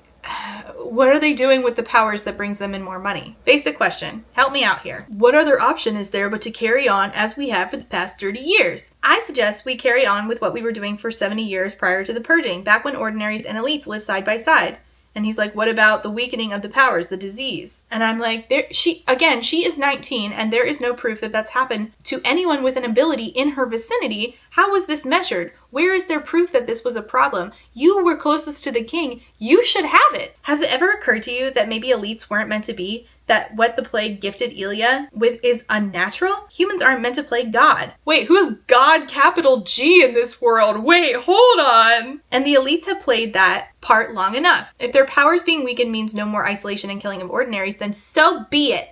Ilya will be weak without its elites. We could be easily conquered and I'm like, wait, hold on. I don't understand what he just said. Y'all were not attacked before. Or were you? Is Dor looking to conquer? What about these other cities? Do you have a resource that they don't? Is Dor's nobility, whoever the fuck that is, an empire city looking to expand their reach? What was preventing y'all from creating a force with which to prevent an invasion? What was stopping you from being invaded before the powers manifested? Basic questions here. She's like, you think we aren't weak now? We are so isolated that there isn't enough food to feed those of us in the slums, let alone hold everyone, where there is no more land to expand into. Without a single ally or kingdom that doesn't hate us, are we not weaker than ever? And we will only continue to crumble unless something or someone changes. Why didn't Ilya use their abilities to advance their economy abroad? And he's like, oh, someone. She's thinking that Kit could be the savior. He's like, wow, good to finally hear how you really feel. She says, do you believe I'm diseased? He says, I believe the healers, and 30 years ago they found something undetectable. How do you find something if it's undetectable? How is it detected? How is it findable if it can't be detected? Something that will deteriorate the elite's powers over time. Do you believe you're diseased? I'm like, so you believe your father who threatened to kill you? Okay. I don't believe I'm diseased. My father was a healer and he didn't think so either. Maybe there is no way to know for sure, but I do know I deserve to live either way. Anyway, they're done with this conversation and her feet are freezing, so he's gonna keep them warm for her. She looks at me shocked and then she smiles bright and big like the night sky hanging above us. I fear she could rival the stars. An arrow sinks into the sand beside my head. Oh, we were so close to freedom. Damn. What a shame. So then she has a knife to his neck. Is that 4? I've lost count. Y'all let me know. Chapter 21, Peyton's POV. I don't even want to know how you managed to get that knife. Kai breathes, the muscle in his jaw ticking with frustration. I'm gonna start making a list of things that appear in these books that have no plot and are crap edited. And one of them is about how I have to constantly hear about the muscle in every man's jaw. It's feathering, it's ticking, it's jumping. I don't want to hear that. I want to hear plot. I want to understand the economy. I want to understand magic. I want you to do the basic work and stop telling me 50 fucking times that she has a knife to his throat and a muscle in his jaw is ticking. Stop it. We're being ambushed, Gray. What do you think you're doing? I think I'm getting rescued. Hey, princess! I've never been so happy to hear that ridiculous nickname. Yes, it is a ridiculous nickname. There's no reason why that guy could have... Why would he ever have called her princess?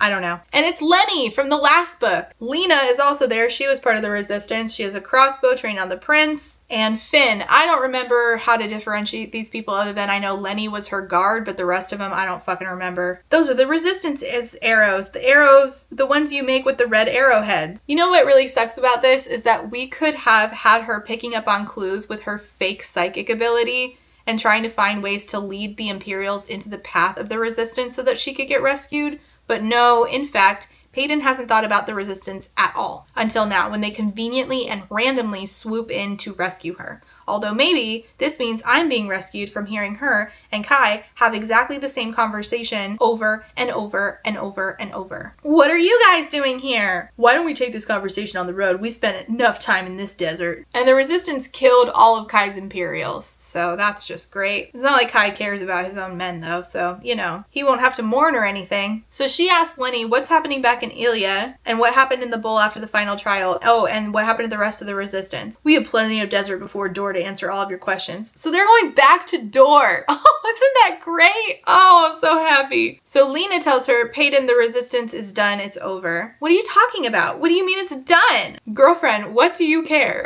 You've forgotten about the resistance for the entire first half of this book. We're at 40%. You made out with your dad's murderer, but you didn't spare a thought for the resistance you joined? Hilarious. Sure thing. The fight in the bowl was brutal. We weren't prepared for the number of Imperials that rushed in. Every number we'd calculated, every detail we had learned from our spies on the inside was wrong. Nothing went right that day. Callum was cut off before he could even deny that us ordinaries are diseased and weakening the kingdom. Callum is some sort of advisor. I forget who he was in the resistance. Anyway, it turns out that he's working with Kit later. That's right, he's Mira's dad. Is he alive, Callum? What about Mira? We've heard that the king has them. They're probably being interrogated as we speak. Oh, I have no idea why Callum was taken, but is somehow an advisor. I have absolutely no idea. That's right, he was the guy that I fan casted as Peter Petrelli. Yeah, and then for some reason, the king takes him on as an advisor. This is so stupid. Any resistance members that weren't lost in the battle at the bowl are on the run just like us. And instead of figuring out, hey, how do we send up a signal, get us all back together, Peyton's just like, oh. Typical pay, am I right? So that's how we ended up here and how we found you, Finn says. Great. It helped that the group of you was laying around a fire. I wasn't sure if you were even alive. We eventually went back to the resistance house, your house, and it was burned to the ground. Yeah, I was inside it when that happened. So Lenny calls her a little cockroach. Cute. You really know what a girl wants to hear, don't you? No, I mean, I'm convinced you could survive anything. I'm not. I'm not. That makes one of us. So then she banters a little bit with Lenny, and then he says, I've been able to see your face every day. You're plastered all over Ilia. She's like, yeah, and Dor too, and Tando, and probably Isram. The price on your head is... Yeah, that's what happens when you murder a king, I guess. And she explains, I was running back from the castle. I made a promise. Couldn't leave without something. And he was just standing outside the bowl, bloody and holding a sword. Then he just attacked me like he'd been waiting for the moment. He said things about my dad and the resistance. And then she tells him about the king cutting the O into her chest. She asks, how's the new king doing? And Lenny says, there are rumors. The whole kingdom is talking about it. He's gone mad. Simple as that. They say they can hear him mumbling through the walls and always find his food tossed from the window. Maybe he's just grieving. And she says, how is Ilia the people? Not great. Well, what else is new? The elites are also mourning the ruler that single-handedly made Ilia the strongest kingdom by banishing the ordinaries. Strong by what metric? What does that mean? Like physical strength? Sure, but what does that do if y'all don't even interact with each other? Who fucking cares? If they were never going to invade you, then who fucking cares? What are the stakes? The people are restless. Our new king has yet to show his face to the kingdom, and it's made many people feel neglected in a way. The queen isn't doing well either. They think it's only a matter of time now. Apparently she's like dying of a broken heart. Chapter 22, Peyton. They go to Dor to a resistance sort of stronghold. Lenny's mom is there, and apparently the other resistance people have never met this woman before. So I don't know. I don't understand how these people are lacking communication but staying alive and staying banded together. But they're only going to come up for one scene, so I guess who fucking cares? Immediately upon Meredith, Lenny's mom, entering the scene, she's like, you should use the prince to earn your freedom, Peyton. The king needs his right-hand man more than a girl on the run. Lenny's like, yeah, that could work. Another resistance guy, Finn, cuts in and is like, where are we and who are these people? Meredith, Lenny's mom, says, this is a refuge of sorts. A little girl runs up. This is Lenny's adopted sister. Ma found her in the streets of Ilia, knew she couldn't stay here, so she brought her to live here. We've grown more than a little attached to one another. Meredith says, this is a place for, well, the prince is certainly figuring it out. And the enforcer says they're partial. They're percentages. That's right. They're the outcome of elites and ordinaries. Some have more power than others, but all of them are here because they belong nowhere else. They cannot risk living in the slums of Ilia because their powers are too weak to be considered elite, but they cannot live freely in the surrounding cities because people load the power they cannot control. So they sleep here and blend in as best they can. Luna, the little girl, comes from a long line of mixes, capital M, for lack of a better term, which I wish we had picked a better term because I don't think capital M mixes is a good idea, which is why her fingers are the only place her blazer ability manifests. So she can only make fire in her fingers, which like, okay, well, where else did she need to make it? Her fucking toes? I found her in the slums, no older than a toddler. I knew immediately that she didn't possess the full power of a blazer, considering that elite children can barely contain their abilities for several years. She should have been covered in flame. How Ilya is surviving such a thing is beyond me, but okay. She wasn't fully elite, and Ilya has no use for those weakened by ordinaries. Well, what? So are they killing mixes too? And if so, why? Okay. So then eventually she took all these low percentage power people to Door, where it is safer for them. Here they are met with hatred if they are found out. There they are met with death. So they do kill them. Okay.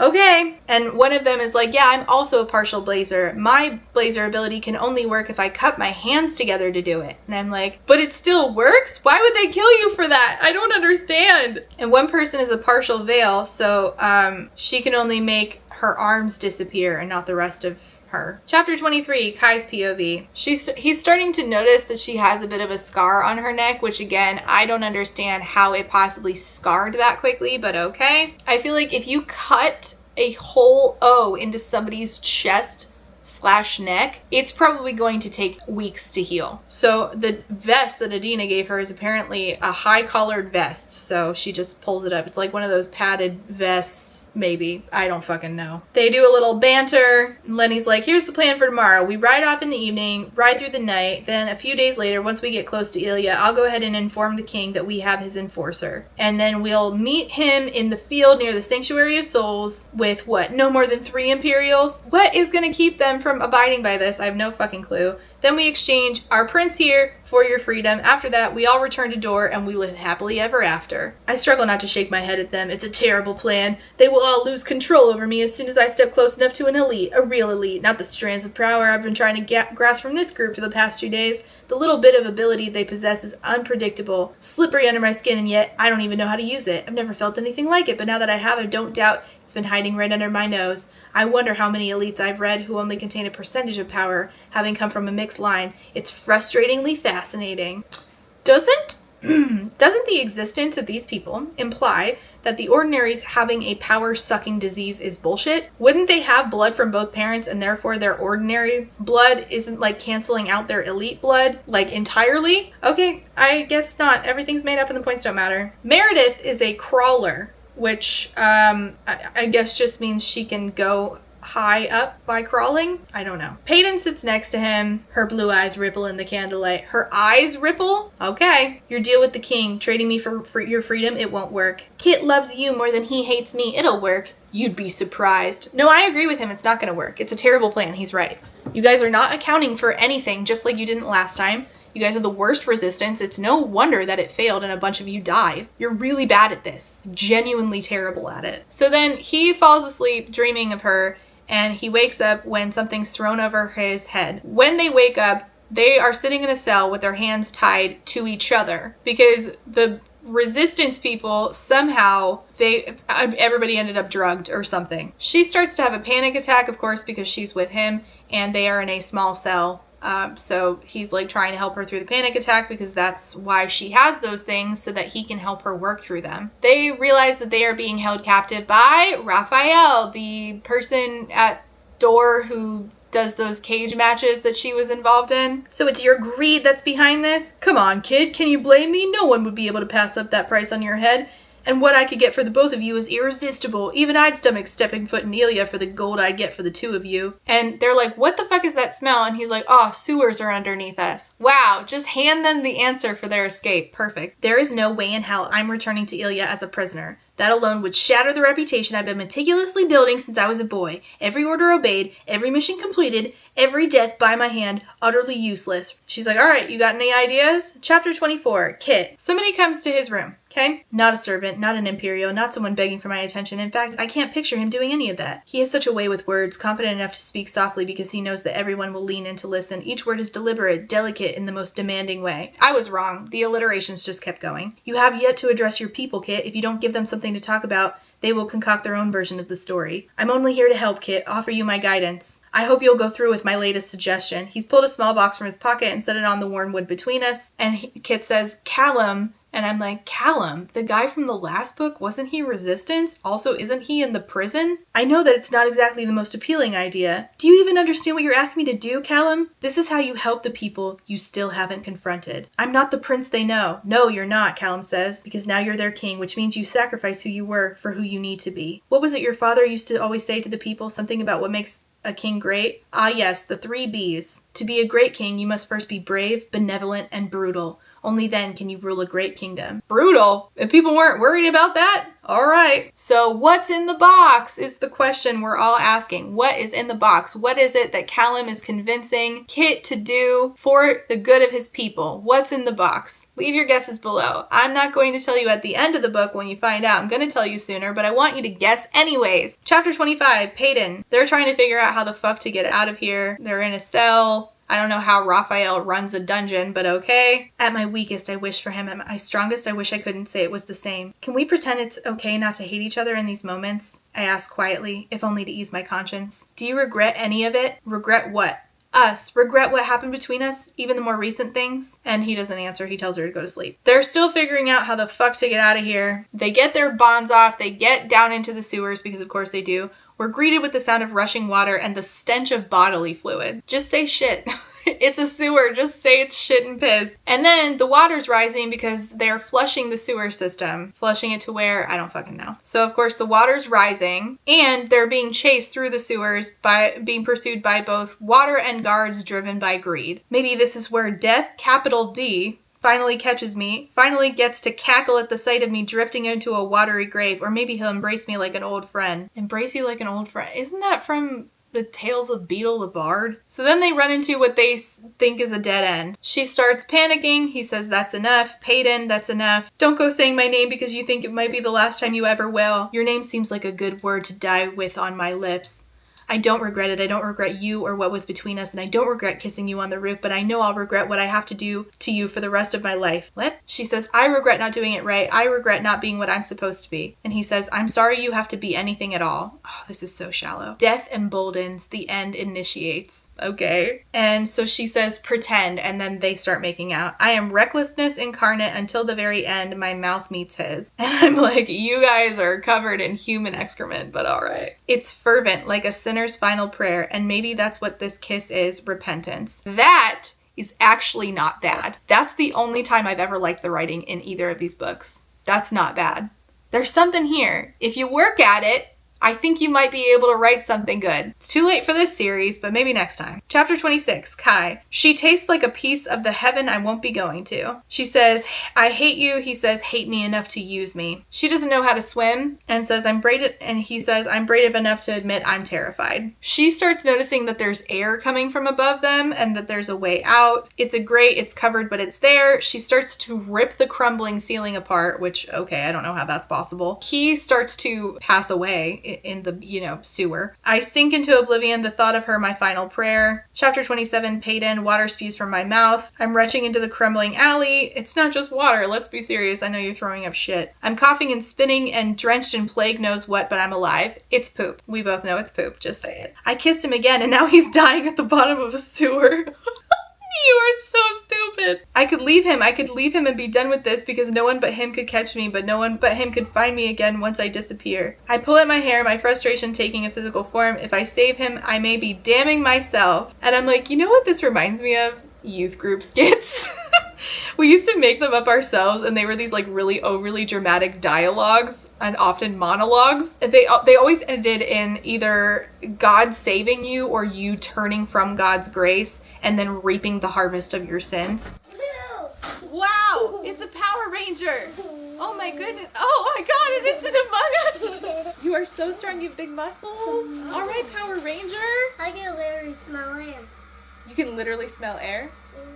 That sounds like a line from this book. Okay, so I had to come back a different day to finish this. Sorry. So what I was saying was that this reminds me of youth group skits. We used to make them up ourselves, or there would be like templates that were given to us and everybody would fill a role. Sometimes there would be even just one person and it was like a monologue, which is cringe. But whether they were like multiple people and dialogue or just one person doing a monologue, they were so overly dramatic in the dialogue. And it always ended in either like God saving you or you turned from God's grace too far and now you're like basically unsavable and you're like reaping the harvest of your sins. And within 5 minutes of that skit like starting, you know where it's going. That's this book. It's not believable. You know exactly what's going to happen. You know exactly where it's going. You know exactly which character is going to do what. I don't believe for a minute that these are real humans experiencing deep conflict. I don't believe for a second that this is a character that's actually conflicted. She's going in that water after him. She's not a real person. She's a toy figure in the game of enemies to lovers. Roll 6, pick up a card. Oh no, go back 7 spaces and do this scene all over again. So I don't believe that she's frustrated. Like her saying, I pull at my hair, my frustration taking a physical form. Like, yes, you actually didn't need to spell that out for me. And also, I don't believe you. You're spelling it out for me because you have not written a person that feels believable. Anyways, she goes in, she pulls him out. How this is possible that she dove in, grabbed this grown man, he's 19. She grabbed this dude who's like, you know, big and bulky and more beefy than she is. I'm just saying, how is this possible when she's barely been eating for weeks? Is anybody's guess at this point. But he's not breathing. He's doing nothing but dying. Was this checked over at all, or did we just be like speed run through typing it and hit click? Okay, good to publish. And then she gives him CPR. It's not called CPR, but that's what she's doing. She says, come on, you stubborn bastard, and his eyelids flutter open. The things death, capital D, made us say, the kiss we shared thinking it was our last can never be undone. He's my enemy, my captor, my escort towards death, not capital D. I will not let him also be my weakness, not again. I look away feeling annoyingly bashful. Annoyingly. How many times is annoyingly used in this? Let's check. Annoyingly. Annoyingly fond. Annoyingly right. Annoyingly under suspicion. Annoyingly bashful. Annoyingly enough. Oh, annoyingly enough is fine, but as a descriptor, it's, well, annoying. She says, I'm glad I survived. That's not how I planned on dying. He's like, you've planned your death. She says, I planned my ideal death. I was born to die. When you spend your whole life running from the inevitable, you think a lot about the end. I want an end like those I loved most, stabbed through the chest with a smile on my face. I don't think your dad died with a smile on his face. That's not how I remember that scene, but all right. I want to feel what they felt. I want to feel like I'm with them one last time while I'm still alive. And he's like, that's admirable in its own twisted way. I'm like, no, it's actually just stupid. We can call it what it is. It's stupid. It is stupid. It's trying to evoke emotion where there is none to evoke. He's like, I'm sorry I was the first to start that pattern. Oh, I'm sure you're heartbroken over it. They talk about them making out instead of talking about, you know, the fact that they killed each other's fathers and they could easily wrap up, you know, this issue between them. And in fact, the entire issues throughout the book, if they just admit, oh, the king was actually a bad guy, lying about some shit and treating his subjects to literal torture. But we're not going to have that conversation until the very end, because otherwise, what point is there? There's nothing to do for hundreds of pages. You can't have banter if you know have a normal conversation. It was a mistake, I huffed. The only mistake was not making it sooner. The mistake was tasting you now that you likely won't let me do it again. She's like, plagues, help me. And you know what? I am just, okay, plagues, help me, says the character who said she doesn't like using plagues in any sort of positive sense or context for like a whole chunk of chapter 1, book 1. But okay, sure. That makes sense. Plagues help you, she says. So then he goes to kiss her and then something clamps around her ankle and she realizes that he has just chained them together. He's like, it's the only way to ensure that you'll stay with me. I was stupid enough to think it meant anything more. The pathetic are punished and now I'm chained to my captor. Can we call that an alliteration? Technically, yes. Chapter 28, Kai. Again, still looks like it says Rai, so, or Ray. Also, it says, are you planning to ever speak to me again? But again, the text makes that look like a U instead of an an A, so it looks like you're planning to speak to me ever again. Who chose this font? And like, it doesn't even transfer into my dyslexia font, so I don't know if that's making it worse or better. I wonder what the actual physical copy looks like. I did see a physical copy in Target and I was like, oh, goody. Thankfully, it was not on the back to school shopping supplies list, so I declined to pick it up. I'm not proud of it, not proud of what I did to get that shackle on her ankle. I can only imagine what she aches to scream at me, what thoughts are echoing in her skull. He's like, you have to go steal a skirt to cover up that chain I wrapped around your ankle. And she's like, okay, fine. So she steals a skirt because don't forget, she's an accomplished thief. And then she gets hit on and he's like, go away, other man, she's mine. Possessive, are we? I chained you to me. What do you think? Okay, sure. Again, if this is the kind of man that you are flirting with, I invite you to please run for your life. Chapter 29 is also in Kai's POV. They, I think, broke into a hotel of some sort, an inn. Yeah, they snuck in so that they wouldn't have to show their faces to the innkeeper. They're bantering. She's like, I need to take a bath. He's like, okay, go ahead. She goes, I loathe you. And he goes, thanks for the reminder. No, thank you for the reminder. I'm so glad that I got told again that they hate each other, even though their hatred of each other will be worked out within a singular conversation if they deigned to have it now. Then they argue about who kissed who. You kissed me the first time, and then you kissed me the second time, and I think you loathe yourself for wanting to do it again. And what makes you think I have any desire to do it again? You've already done it twice. So look at me and tell me you won't do it again. She's like, I'm not doing this with you. I want to take a bath. That's what I want to say to them both. I don't want to do this with you two. I want to go take a bath. I have a Lush bath bomb waiting for me at the end of this that is getting me through. So she takes an ice cold bath while he is still chained to her, looking the other direction. Why did you dive back into the sewer for me? I have enough blood on my hands. Your fingertips maybe, but not your hands. 3 lives are hardly enough to stain your soul. I would know. Wow. Oh my God. Are you a killer? I forgot. Thanks for reminding me. He's looking through her stuff and says, what's this book in here? Remember her dad's journal? I don't think she does. It was my father's, mostly filled with the work and theories of a healer. Oh, so conveniently, all of the good stuff that they will need was at the back of the book, and she, even though she flipped through it, only saw the parts where he talks about being a healer. Now, let me tell you something. They are going to finally flip through the rest of the book and get the answers that they so desperately need in order to fix the enemy's part of this enemies to lovers. But let me clear this up for you. This makes no goddamn sense. And let me tell you why. As somebody who did genealogy because my family is a fucking disaster, and I had to figure out who my grandpa's parents were, which was so fun. I have a fake last name because of some fuck shit that people did in the 1920s. Isn't that great? The point is, when I was doing genealogy, I decided I wanted all of it from every sect of my family, and I got it. Everybody gave me all of the shit that they had. And when you have questions about your family, normal logical question, you look meticulously for answers. Now, if you're not looking for answers, if you don't care about your family mysteries, sure, you're not. But I suspect that a normal person whose dad was run through with a sword would want to know why? Peyton doesn't ask that. Despite the fact that she is just delivered by fate her dad's journal, she doesn't think maybe the answers are in there until the last possible second. Doesn't make sense, because when I got delivered all of my family stuff, not just the stuff that would lead me to answers of who my grandpa's parents were, but my grandma, his wife, who I know who her parents were and all of her siblings. I got her sister's journal, her sister who died at 15, right? And I was like, who was this girl who died at 15? I want to know more about her. Nobody talks about her anymore. Nobody's alive who remembers her. This is the only thing that exists of her. And I sat there as soon as I got it and flipped through the whole thing. Here's a picture of it. It's actually quite lovely. She was a big reader too. She broke her leg one summer and she literally sat reading and babysitting her siblings all summer. It's quite cute. The point is, imagine if that was my dad. What possible reason would I not read the whole thing immediately instead of wasting my fucking time doing banter with Kai? Also, I don't fucking know how this journal is still intact. I don't know how they got through the sewer and this journal is still intact, but okay, it's fine. She's like, I saved the journal from the house that you burnt to the ground. He starts to say about that, and she says, don't say you're sorry, it's easier that way. And I'm like, no.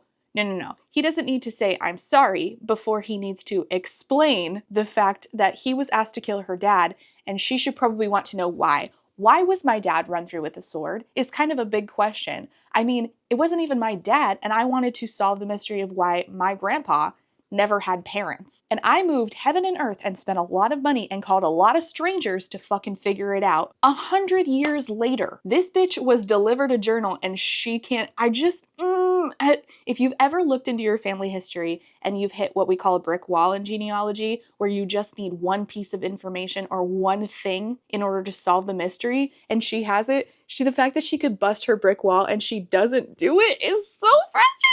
It also is just so inhuman. It's just not a natural thing to do. Anyway, chapter 30, Peyton, I'm braiding my hair when he walks out of the bathroom. Walks out of the bathroom shirtless. Oh my God, I can finally bring back this joke from the last video. And will you, for the love of God, put on a fucking shirt? Do you ever have a shirt on, I say? He did for half this book, which can I just say is a nice change of pace. You're dripping water on my bed. I'm sorry, your bed? Yes, my bed. I'm just trying to understand why you're saying that, because I'm not sleeping with you. I'm not sleeping in this bed with you. And why is that? It's not as though we haven't shared a bed before. Are you getting deja vu? Oh my God.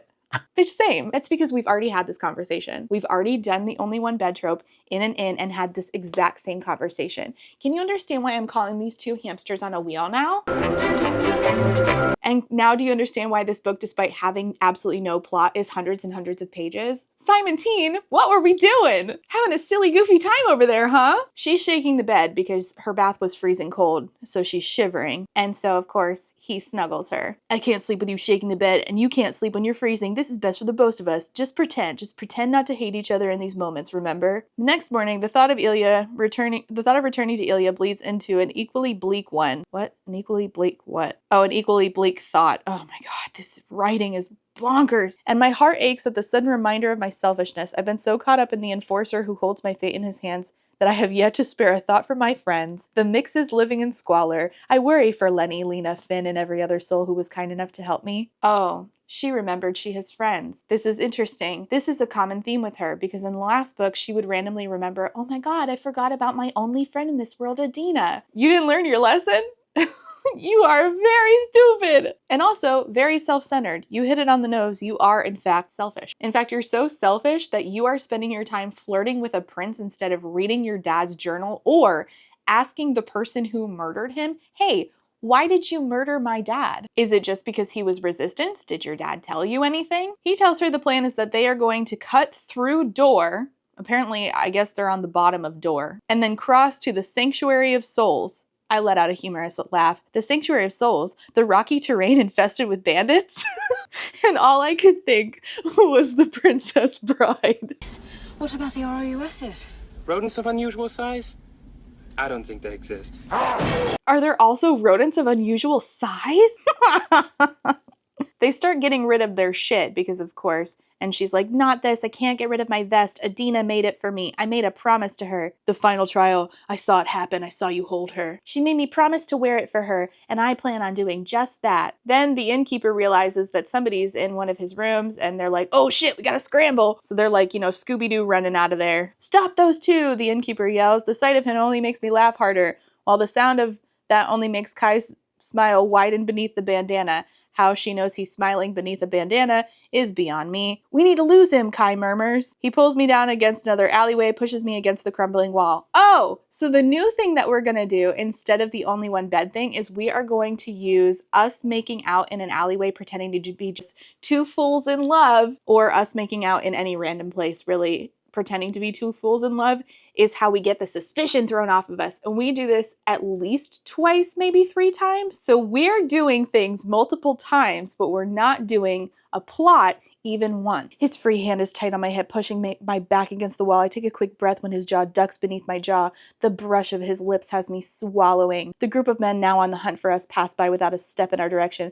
We are nothing but a lovesick couple after all, just 2 lovers looking to be left alone. Lovers. The thought of others perceiving us as such has me swallowing. You'll notice that she just said the brush of his lips has me swallowing. Now it's the thought of others perceiving us has me swallowing. She's just got a lot of spit going on, I guess. Or this is just bad writing. So then the guys pass and Kai, goes back to normal. And she's like, fine, if he thinks nothing of it, neither do I. Good.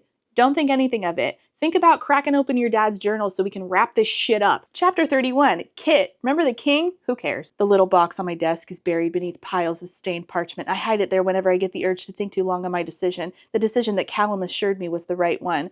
What do you think is in the box? Have you guessed yet? If you haven't guessed, please do. Another chance before I tell you what it is. What's in the box? Kai should be back by now. It's been over 2 weeks. Oh, actually, it says he should be back by now. It's been over 2 weeks and he should be back by now. Thank you for that redundancy. How many words is in this and how many could we have cut? Maybe he ran away with her. Maybe they are running away from me together because he should be back by now. So he says to the person in the room, my enforcer should be back by now. So they're like, keep searching the edge of the city. And I'm like, didn't you send missives to the other cities? Why don't you, instead of searching your own city, like the borders of it, why don't you just send missives to the other cities that you want your brother to return home or to send word that he's good? I'm confused. I don't understand the politics. Don't forget, apparently he sent a missive to the other city that says dead or alive, even though he wants her back alive. But sure, I guess. I don't know. Who knows? Everything's made up and the points don't matter. He always completed his missions for father, but I'm not him, am I? He reminded me of that every day. And then he'd spend the rest of that day training my future enforcer, the one who should be back by now. How absurd to grieve a man who loved power more than his sons. How absurd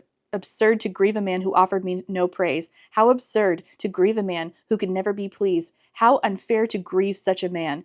So I won't any longer. I'm done with it, truly. And I'm like, okay, that's not bad internal conflict. Again, you could give me more of that. I would like to see it. I miss who I was before finding him with a dagger buried in his neck. I miss the brother I was to Kai and Jax. Miss sweaty days in the training ring. Kai and I were good, especially so after Ava. Oh yeah, Ava, the sister. We are now 60% in, and Ava has never become relevant. How odd. How so out of whack for this book. That is just so atypical of this series. I may not even live long enough to look back and miss the days I hated. My fingers brush the top of the box, feeling the significance of it with each swipe. I don't want to hate every day. Maybe I won't have to hate every day. Maybe this is for the best. What do you think is in the box? I managed to find a relatively clean sheet of parchment. This letter is for him, for the man I'm sick of mourning.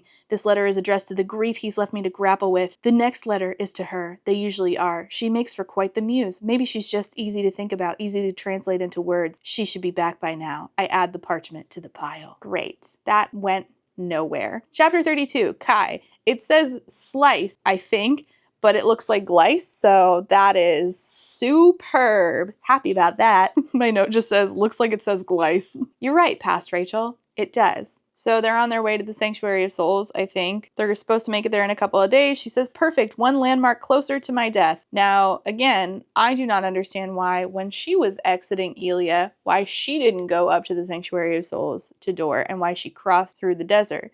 Is it faster? I don't know. Is it safer? I don't think so, because the desert almost cooked her alive. Shouldn't she rather take her chances with dealing with possible bandits rather than dealing with scorpions and literally cooking to death with no water? Okay. I'm smiling before I even get the chance to stop myself, reaching up to tuck loose silver strands of hair into her scarf, my fingers brushing her temples. Oh, right. You don't want me to fall to my death? Not if you're going to pull me down with you. Well, that's the only way I'd allow myself to die.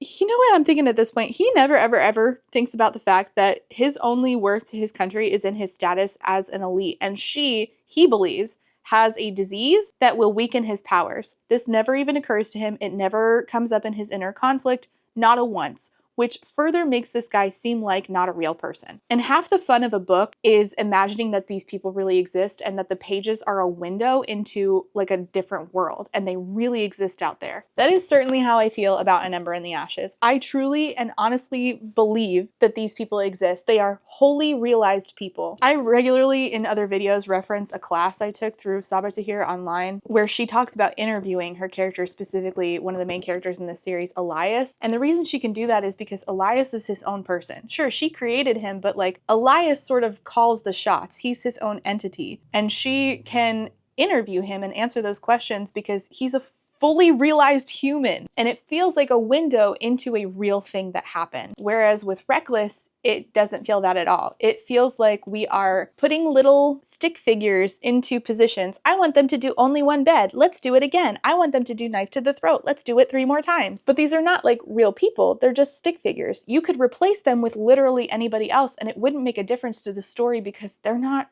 real. They're not fully realized. They're not fleshed out. They weren't cultivated with craft. Their choices, their inner thoughts don't make any sense because they are not real. They weren't written to feel real. They were written to hold knives to throats, and do the only one bed thing, and say certain lines. It's troubling how tempting she is. She tasted like a privilege, felt like a dream. It was an effort of sheer will to step away, to pry myself away from her. But it was all pretend after all, at least that is what I keep telling myself. Okay, they're still indoor, and she thinks it's cute that whenever they come across a drawing of her face, like wanted, dead or alive, he comes across one and he's like, it doesn't have enough freckles. No. This is bad. This is very, very bad. They just can't get my nose right. Okay, Flynn Rider, chill the fuck out. And she's like, what do you mean not enough freckles? It's because he knows how many freckles she has. So then a guy shows up and he pulls a crumpled piece of parchment from his pocket. It's like, so this is the infamous Silver Savior, and that must make you the enforcer sent to fetch her for your little king. We heard about your escape from Raphael, but he captured the both of yous easy enough. The both of yous. We'll get a lot for these two boys. Oh, there's others. I forgot. The elite freak can't take down all of us. In fact, I don't think the enforcer is as powerful as we thought. So then they're running. Do you want to guess how they evade these folks? If you're guessing them making out and pretending to be just a regular couple, you're correct. They specifically pull into a club, with dancers and poker. The place is smoky, helping to conceal the faces of the men drinking and gambling. Women prowl around the room in flimsy clothing, searching for an empty lap to sit on. You just pulled us into a gentleman's club, he says. Of course you would know what this was. What now? And he's like, okay, play along. Take off your vest. It's too recognizable. Loosen up. Look like we belong here. So then he plays poker while she sits on his lap. But another woman shows up and she's like, this lap is taken. Jealousy looks good on you, Gray. And then the men who were chasing them walk inside, looming in the doorway and looking for us. Chapter 33, Peyton. I can't help but stiffen with every step our pursuers take. And at this point I was like, wait, you know what?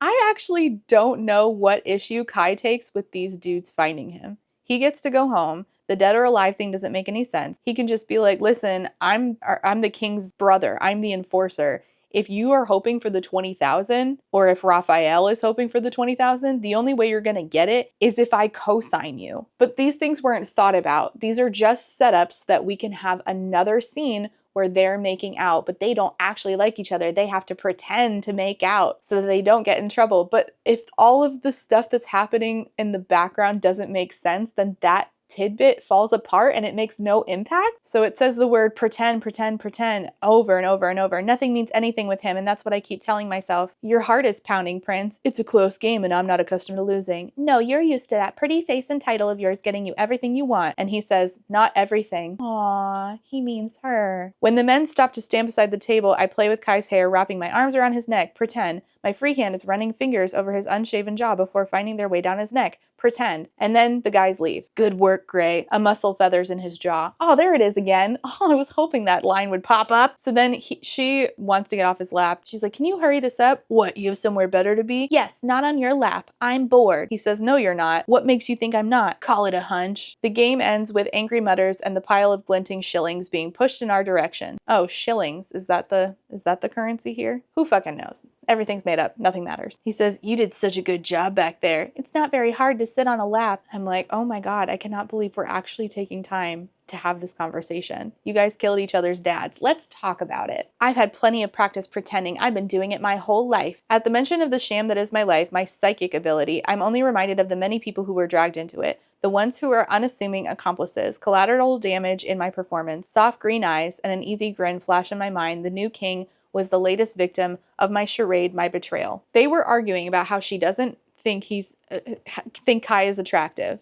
And then she shifts to think this line, this bit about how she betrayed Kit to help the resistance. And then she thinks this and then immediately moves on. She does not think any further about it. Just pays not even lip service because lips weren't moving. She pays thought service for 2 seconds about how she betrayed someone and then just moves on. She asks, do you think Kit's worried about you? He says, if he's worried, it's because I'm with you. What? He thinks I'm out to murder all the royals? He has no idea what you're out to do. I'm not out to do anything. All I want is a unified Ilya. What? Since when? Since when? And I certainly had no intention of killing the king that day. He came at me, remember? As if he'd been waiting for the moment. You still killed the king. You're a criminal. And what does that make you? A saint? I've never claimed to be anything but a monster, but I also had no intention of killing your father that day. In fact, I had no intention of turning into the shell of the man I am today. But I did. I pay for it every day. What do you mean you had no intention of killing my father? What do you mean? He already, oh my God, both of you have already explained the basics. The fact that, and then the later conversation that they have about this does not even make any sense,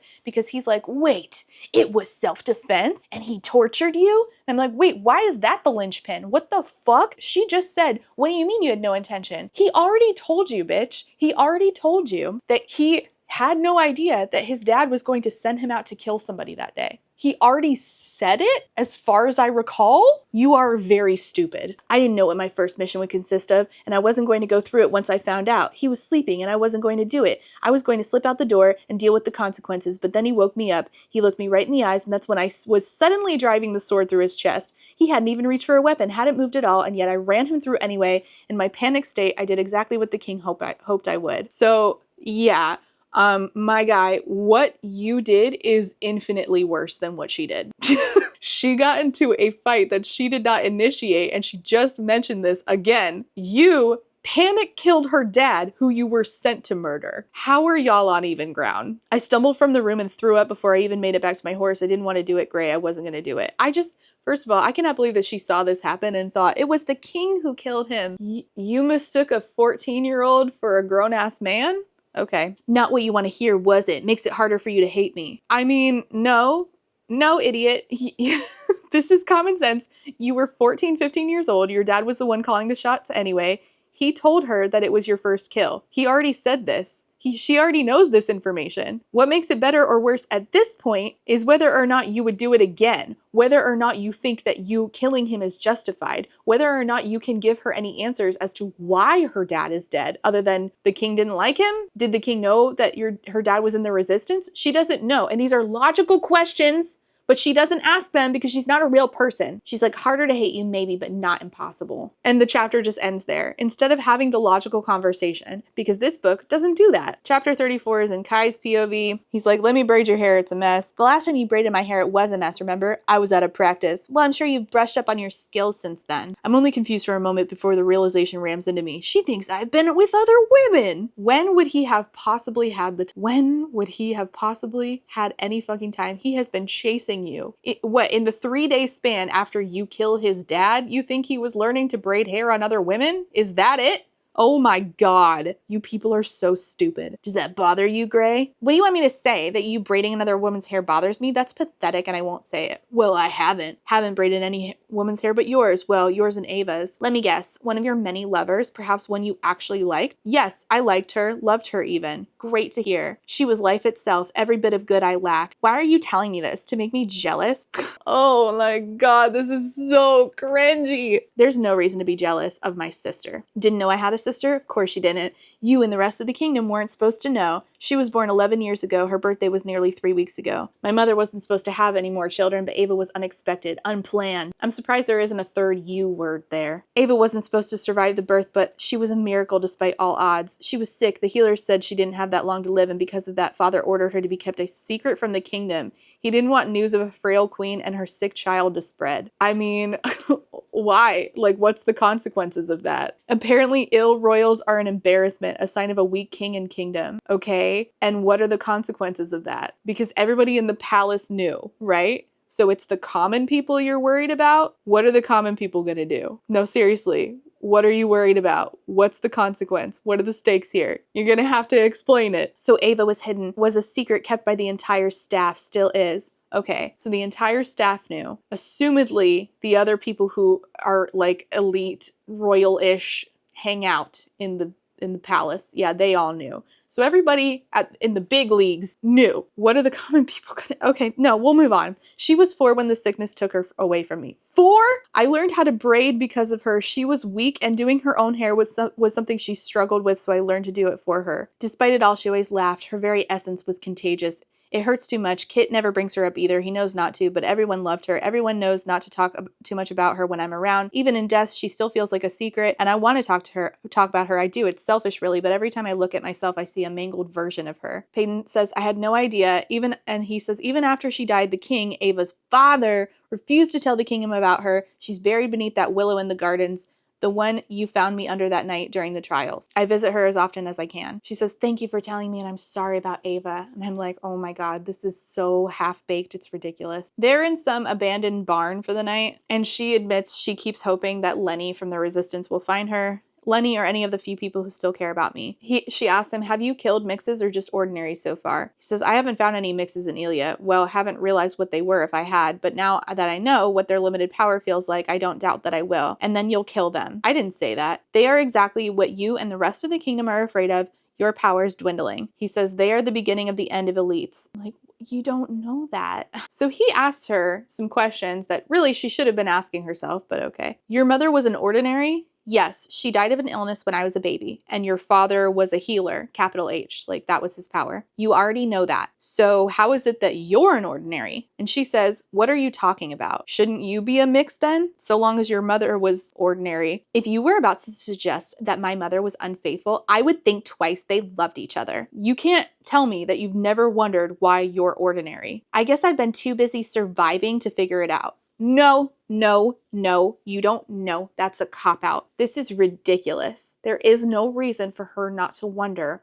why she has no powers. There is no reason. Absolutely none. She is as stupid as a bag of rocks. That is the only reason. Because she was written that way. Because she's not written to be a real person. And so what is his response? Nothing. They just move on from this conversation. Next chapter. Chapter 35, Peyton. Her first thought should be, how has it never occurred to me that I'm ordinary and my father wasn't? Why don't I ever think about the fact that my dad was murdered by the king's own son? Why was it so important to send the king's own son after this? Why couldn't he send guards? Why did all of this happen? Why? These are normal logical questions to ask. Instead, she's just flirting with Kai in the morning. Great. They're in a barn that they've snuck into.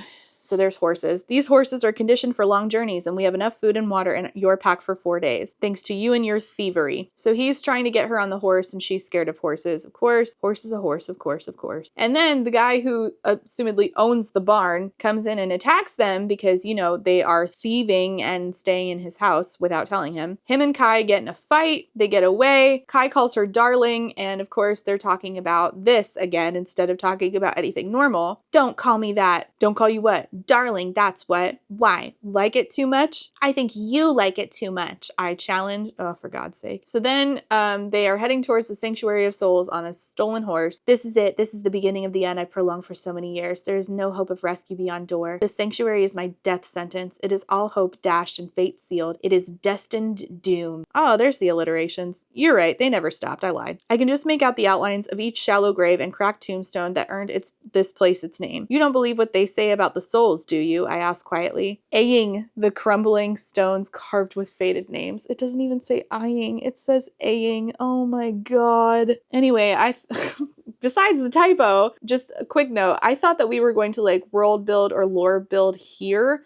but he immediately is like, I'm not going to tell you the things that I've seen out here. And then they switch over to a conversation about how he thinks he's funny. Love it. I won't give you the satisfaction of making me laugh, but then you'd be depriving me of the sound. This is the part where I should tease him, should tell him that flirting is futile, but his tone is familiar, feeling like dancing in a dark room and thumb wars under willow trees. The way words rolled off his tongue felt like a light flick to the tip of my nose, like calloused fingers braiding silver hair. It felt like Kai. Kai's tone felt like Kai. Got it. Somehow this is different than the last time he said something flirty, and the only reason for that is we're getting close to the end of the book. Not close enough. She's wishing things had been different between them, but I am ordinary. I am the embodiment of weakness he has been taught to hate. Ordinary. I knew mixes must exist, seeing that the elites were so afraid of becoming them and weakening their powers, but I hadn't ever questioned why I wasn't one myself. Why I am nothing but ordinary. So you knew mixes exist, and you didn't ask yourself why you're not one. And also,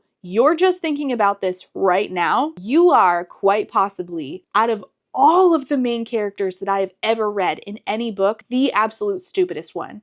I don't think I have ever come across a more stupid main character than Peyton Gray. And that is saying something because I've read hundreds of books. She says, I feel foolish for not figuring it out sooner, but what I told the prince is the truth, a rare occurrence for me. I suppose I was too busy attempting to survive. No, ma'am, that's not the reason. You were just poorly written. Anyways, if you think she's going to ponder any further on this subject in this scene or ask any logical questions, obviously you're wrong. Be serious. They both just move on. I haven't stopped thinking about Ava. Can't stop thinking about how gently he spoke of her, as though remembering how fragile she was. I could hear the love coding each word and echoing hurt after. So I don't know why we didn't write it like the king blamed Ava's death on the ordinaries and then used that as proof that they're a danger. That would have been an easy way to keep Kai and the rest of the people under the king's thumb, but all right. We just randomly threw Ava into this book and left her completely out of the last book.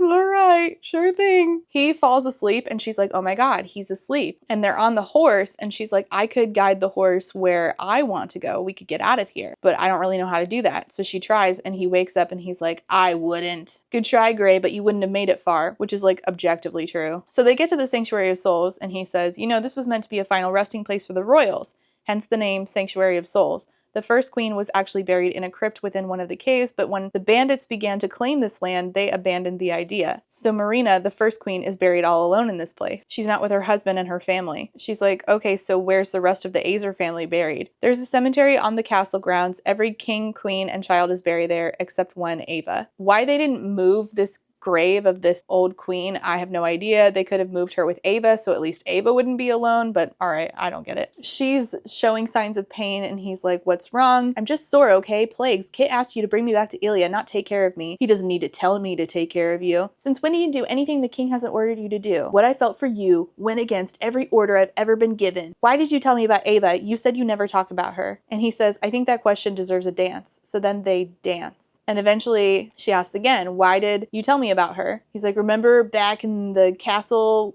during the trials? You know, remember when we had a plot a little bit? When I was belligerently drunk, which was your fault, by the way, because you were dancing with my brother, you were giving him that look that you do, that look that you never gave me. Well, Ava was a crawler. My mind wanders to the many figures I've witnessed scaling the crumbling buildings on Loot Alley, their ability allowing them to climb effortlessly. Why it's called crawler instead of climber, I have no fucking clue. Some people say that your level of power is due to how strong you are physically and mentally, and Ava was born weak. As she got older, using her power was difficult. She would grow tired and fall from the walls. Then she would cry, saying that all she wanted was to be strong. She was four, falling off the wall. Okay, so I would kiss each of her fingers to give some of my power to her. She loved it, made it up higher the wall each day. When I kissed her thumbs, told me it gave her extra strength, so that's what I did. I kissed her thumbs every day until Kit helped me bury her.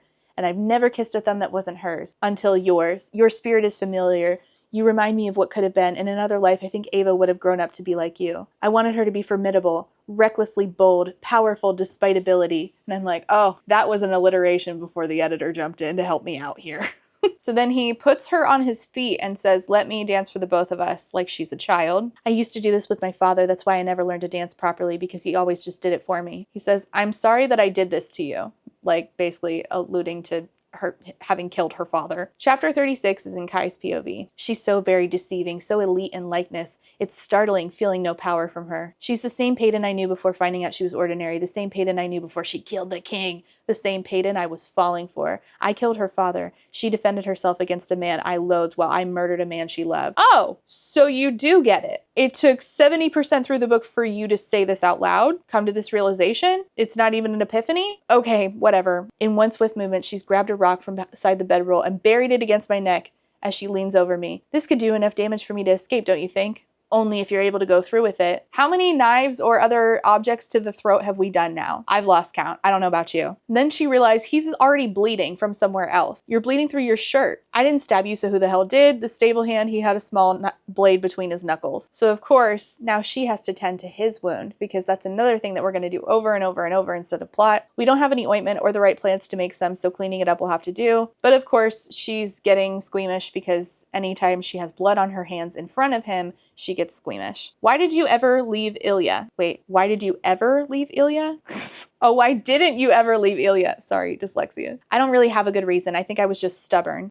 Bitch, what are you talking? Oh my god, this is so stupid. I was stubborn and told myself that Ilya was just as much my home as it was the elite's, not to mention that I was too young to survive a trip across the shallows or the scorches. I barely survived this time around, and I think father would have wanted me to stay in Ilya. Would he have wanted you to stay in your own house? Why didn't you? It doesn't make any sense. He trained me into a psychic for a reason. He started the resistance for a reason. It was also my little way of defying the king and everything he said about ordinaries. I was living against all odds right under his nose, and something about that kept me fighting. Staying in Ilya was something you could control. It was your decision, unlike everything else in your life. No, she actually couldn't control it, because she just said she literally couldn't make it across the scorches or the shallows. They were literally used as a death sentence by you and your dad. But okay. I also didn't have a choice in the fate I got dealt, so I found my own ways to feel in control. Like never taking the life of a child, I'd banish ordinary children with their families and lie to my father about it.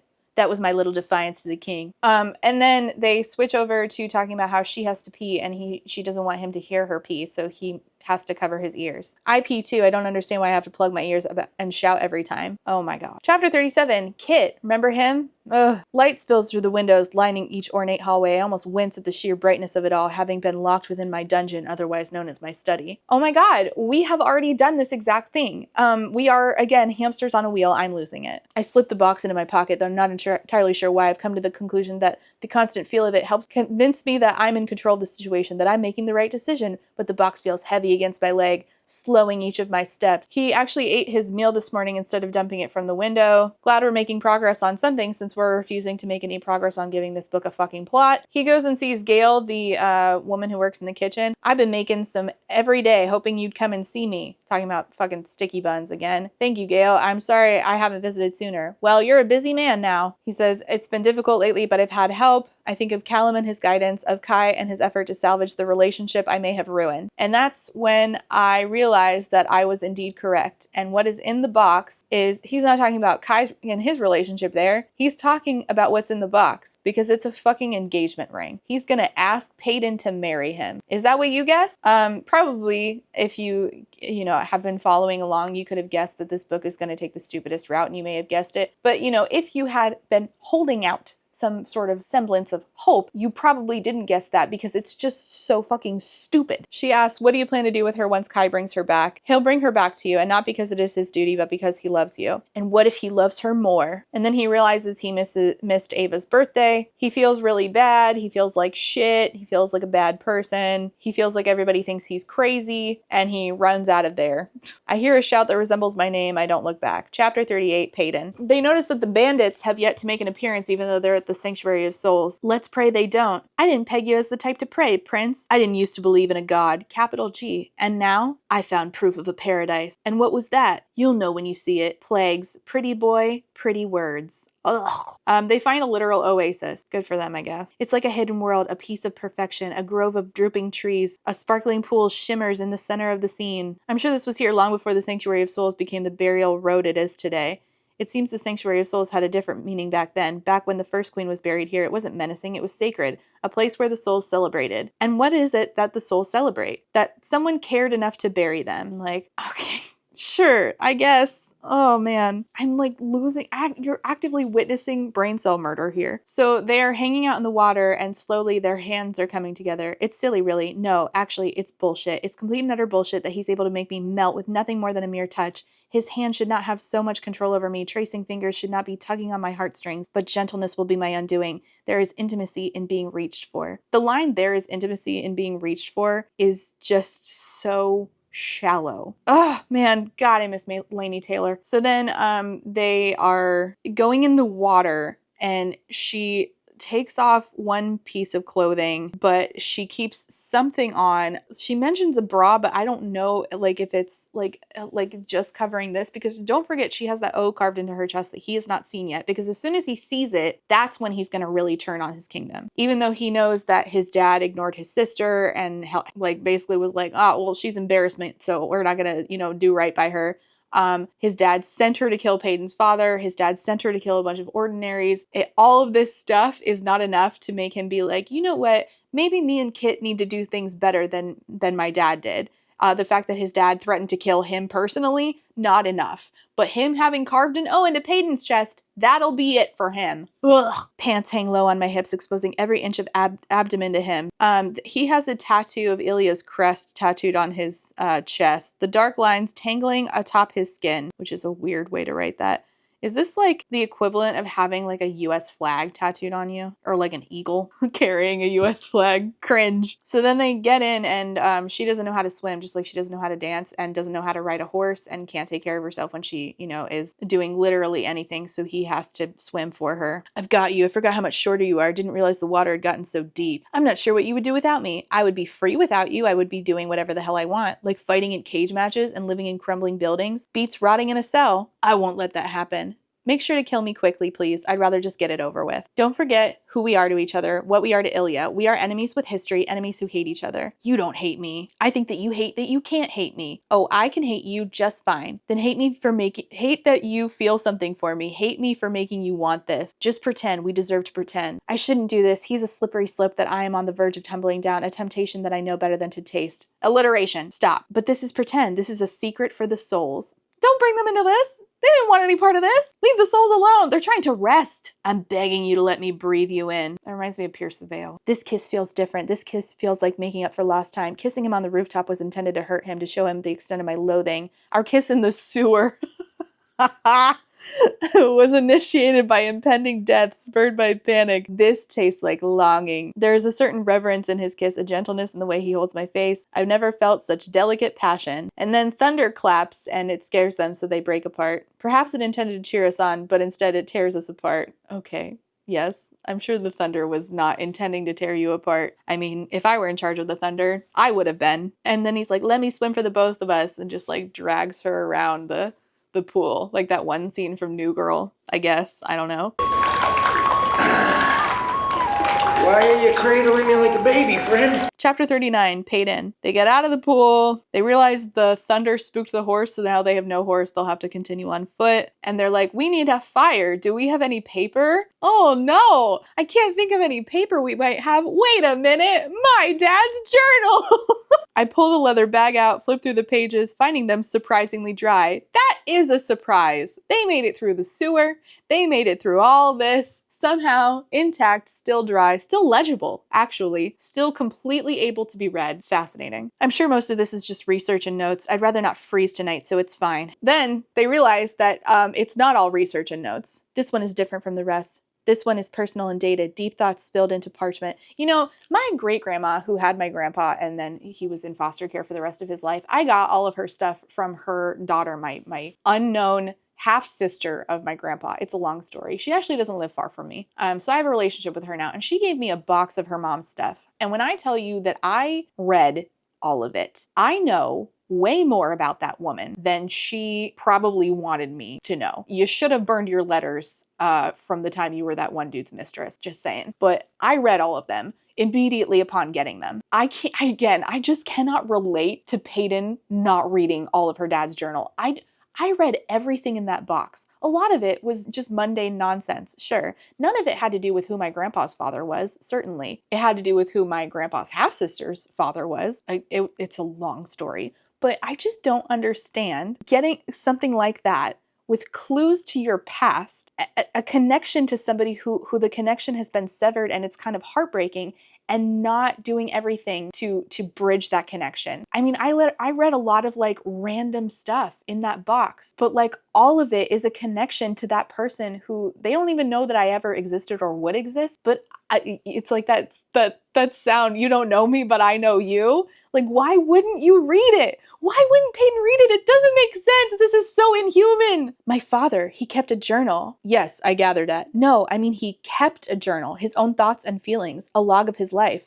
A diary. They are the same. They are the same. The first entry is dated more than 10 years before my birth. It says, I suppose I'll just write about this since it's treason to speak to anyone else. The king offered me a job again. Well, more like threatened me with it. I was summoned to the palace to help his healers during fever season, but I know his true intentions. He wants me out of the slums and into the upper city with the rest of the healers, capital H. He doesn't want anyone tending to the poor, or less powerful for that matter. I wouldn't be surprised if he began another purging, this time for the mundanes. He thinks them to be weak like the ordinaries, treating the slums like the scum beneath the shiny shoe that is his elite kingdom. So he didn't just hate the mixes, and he didn't just hate the ordinaries. He also, don't forget, there are people called mundanes who do have powers. They're like less good powers compared to the elites, but I'm not really understanding what elites are. Oh, and there's also another group of people who have powers that he deemed too powerful. Don't forget about them. Did this get too convoluted for you? Me too! When the king offers each healer more money than they could ever spend in their lifetime, they happily agree to whatever strings are attached. The conditions are simple enough: only care for the upper class and promote the idea that ordinaries are weakening our powers through prolonged proximity due to the undetectable disease they carry. Again, if it's undetectable, how do they know about it? He is paying them off. What an expensive lie, because no one will question what the healers say they detect. For decades, the king has been buying the support of the only people who know this disease to be a lie, and it has worked beautifully. It's not as though healers care for ordinaries. They may know that the undetectable disease is a farce, but they also know that ordinaries and elites reproducing will dwindle our power and eventually cause our kind to go extinct. It's bullshit, but brilliant, and I'm the problem, the exception with a target on my back.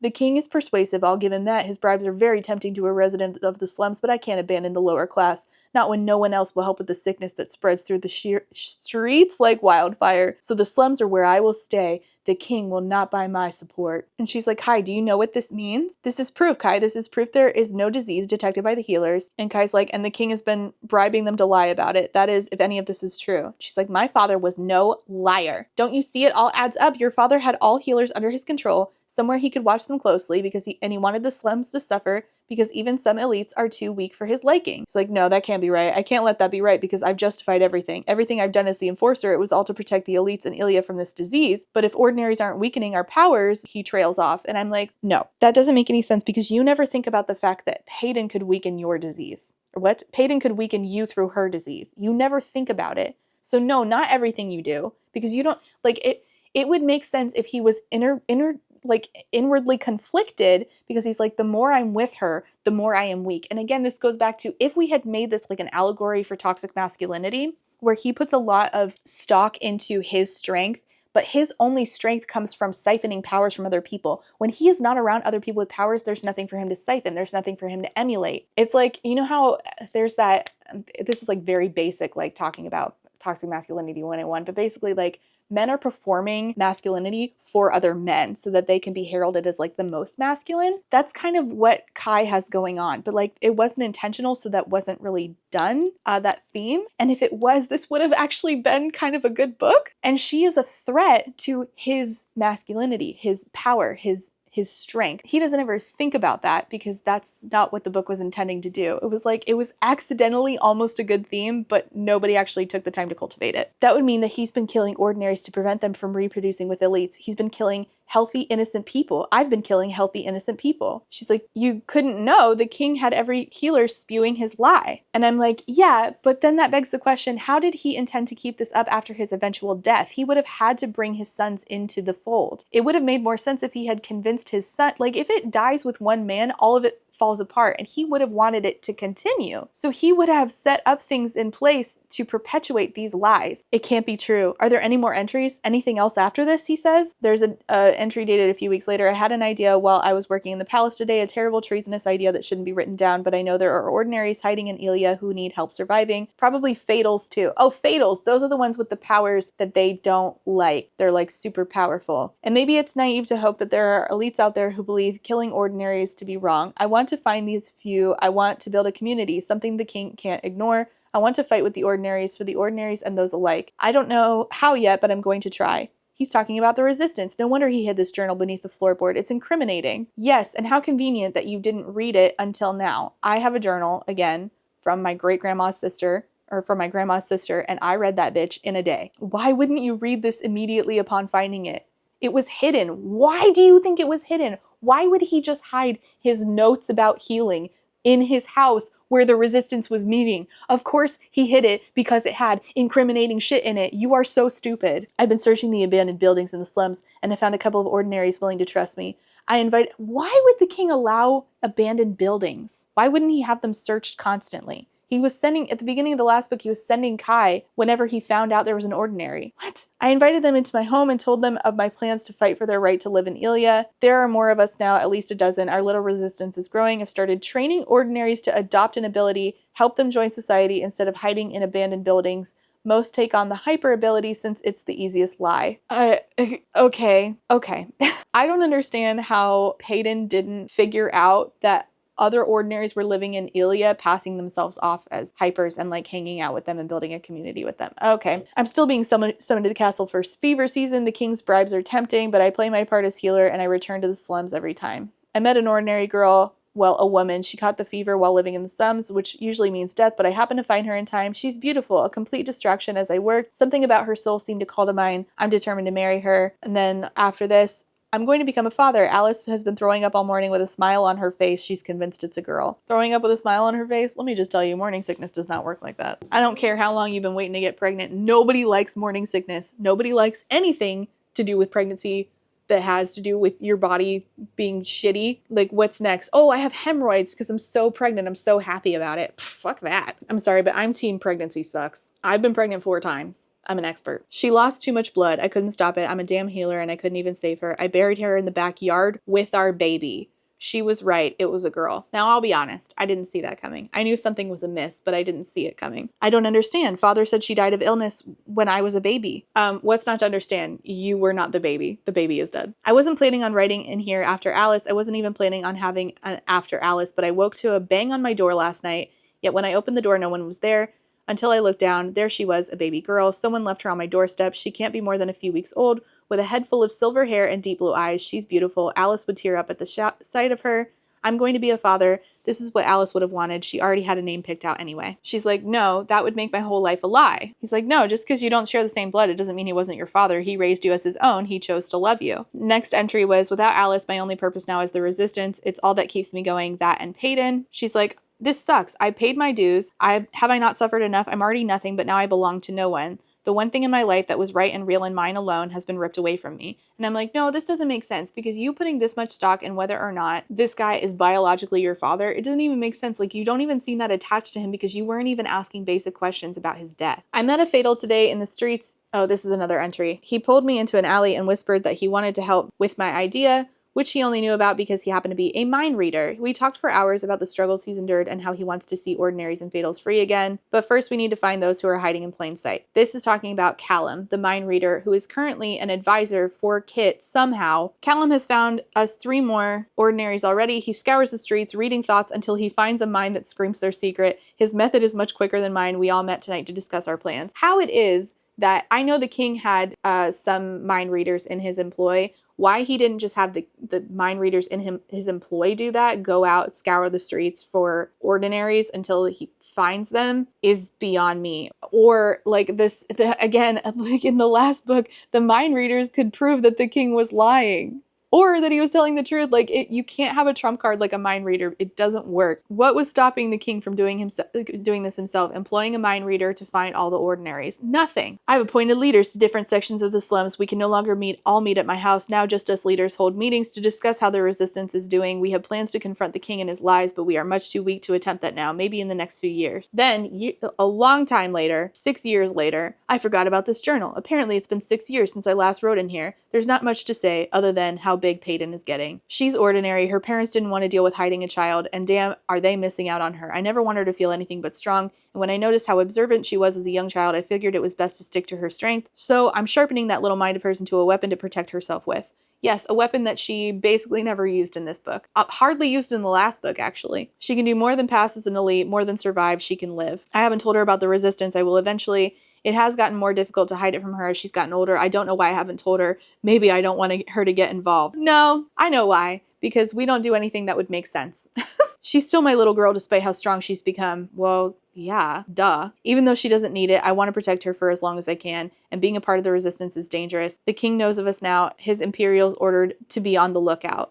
See, this would only make sense if mind readers were on the lookout and Peyton having that information would incriminate her and cause her to end up, being taken, right? But her being out and there being mind raiders, she's an ordinary. So like that already would, again, it just goes back to what I said earlier. But the mind raiders aren't being sent by the king to do that. The mind raiders are hated by the king, except the one that lives at the castle. So it really doesn't make sense that Peyton wasn't told about the resistance, because there was no contingency plan for what happened to her if he ended up taken because he was part of the resistance. That this was very stupid. All this resistance does is make stupid plans. I want to protect her for as long as I can, blah, blah, blah. Maybe it's best she doesn't know about the resistance until the resistance is ready to make a move. Maybe it's best she stays my little girl for as long as possible. And that's the last entry he wrote. Chapter 40, Kai. I've always believed I wasn't diseased. I just had no way to prove it. But this is all very new to you. She's like worried about his feelings. I blindly trusted the healers, trusted men who have known me since I was a child, but it seems the real problem was still trusting my father after everything.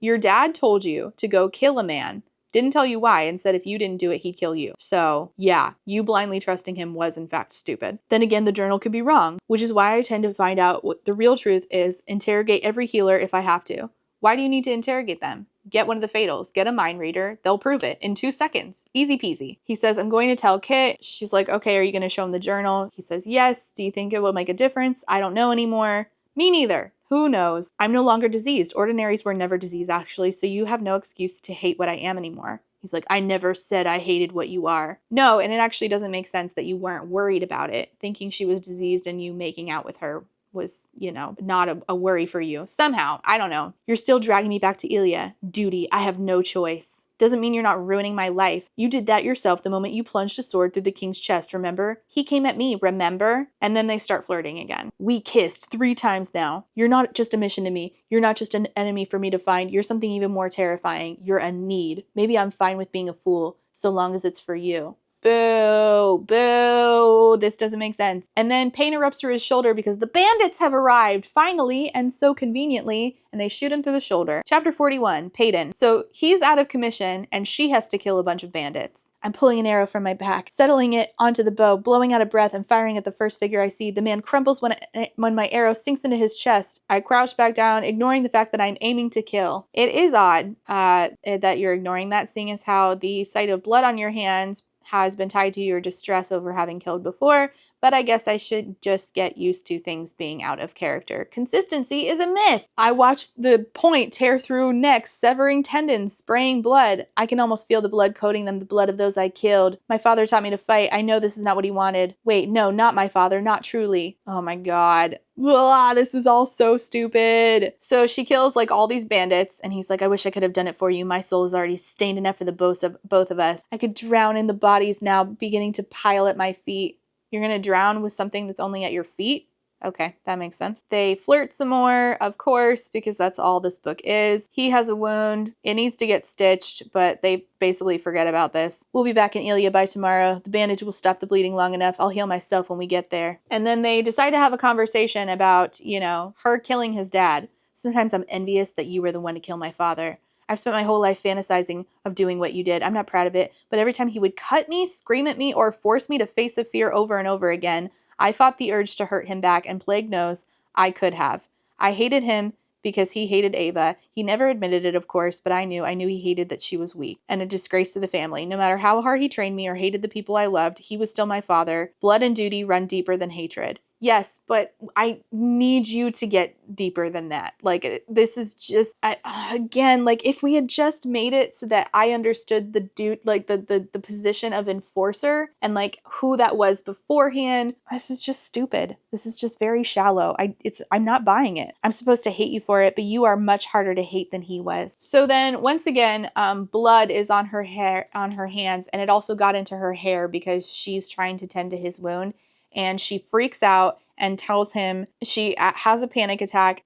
The blood's in her hair and she's like, cut off my hair. Everybody's death is my fault. I'm freaking out about the blood. And then he cuts off her hair to her shoulders. So now her silver hair is at her shoulders. And somehow this helps her. Are you feeling better? For the first time in a while, I feel like that's a possibility. Okay, I guess. Personally, I recently got a haircut and that is not what happened to me, but I'm built different, I guess. Chapter 42, Kit's POV. Glancing at one of the many windows? What just happened to my mouth? Lining the hall, I attempt to catch a glimpse of Oh my god! If this book has one more typo, I'm emailing Simon Teen and telling them to refund their readers. Glancing at one of the many windows lining the hall, I attempt to catch a glimpse of my reflection. Good job, y'all. Great job. Again, a book that is this expensive should not have this many typos and missing words.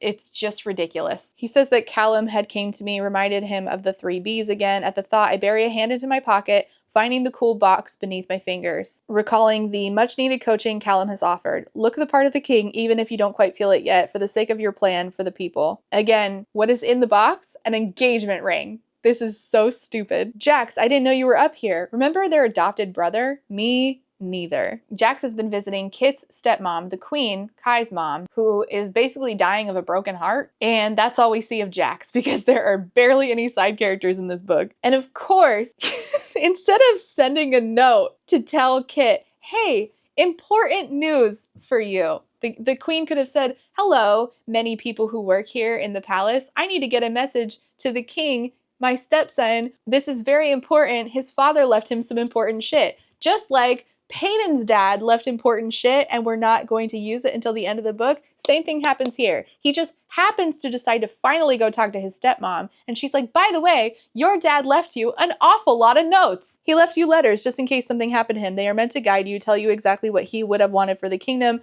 I haven't read them, obviously, but you should. I believe they are in his bottom desk drawer. Well, your bottom desk drawer. I had yet to open any of those compartments for the sake of my sanity because it hurt too much.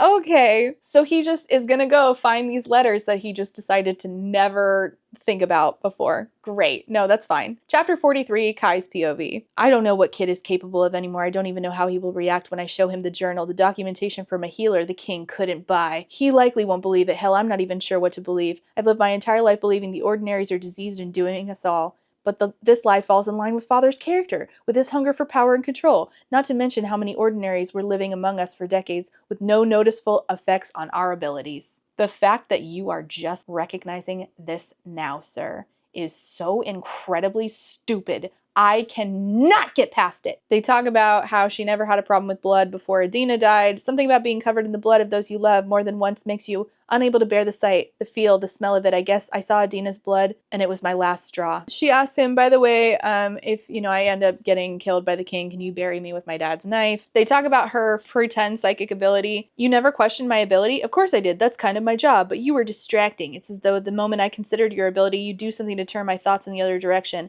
And I'm still discovering new powers, especially when it comes to the mundane, so a psychic didn't seem too far-fetched. You're still discovering new powers, huh? That's great. That's great. Everything makes total sense. Of course. So she decides to read him. Remember her psychic ability? It hasn't come up. Well, it comes up again briefly. You don't keep a beard because you hate the way it feels, and you wore a ring back at the castle, but you took it off before you came to find me. The reason I highlighted this is because this is all Peyton does, is rings. In the last book, there were 3 separate instances of her using her psychic ability just thinking about rings. You notice that it's constantly rings? You were engaged. The ring is gone, but the lighter skin where it once sat suggests that you spent some time abroad wearing it proudly. It's constantly like, that guy's missing his wedding ring. This girl's wearing a ring. Peyton also wears a ring from her dead dad. Please get a different thing. The guard who wasn't wearing his. The guy who just proposed. The girl who wore her father's ring, just like Peyton wears her father's ring. And now, Kai's not wearing his ring. It's just rings. Like, you're not a psychic. You are just somebody who looks as to whether or not somebody has a ring either in or around on their person. Like, over and over, the exact same thing over and over, that scene from Sherlock. And what's funny is, though she saw a ring, like a ring box in the pocket of another guy in the first book, when she later sees that in Kit's pocket, she doesn't think engagement ring. She doesn't read Kit like she read the guy in the first book who had a ring in his pocket. No, because continuity is a myth. She's like, I am very good at what I do.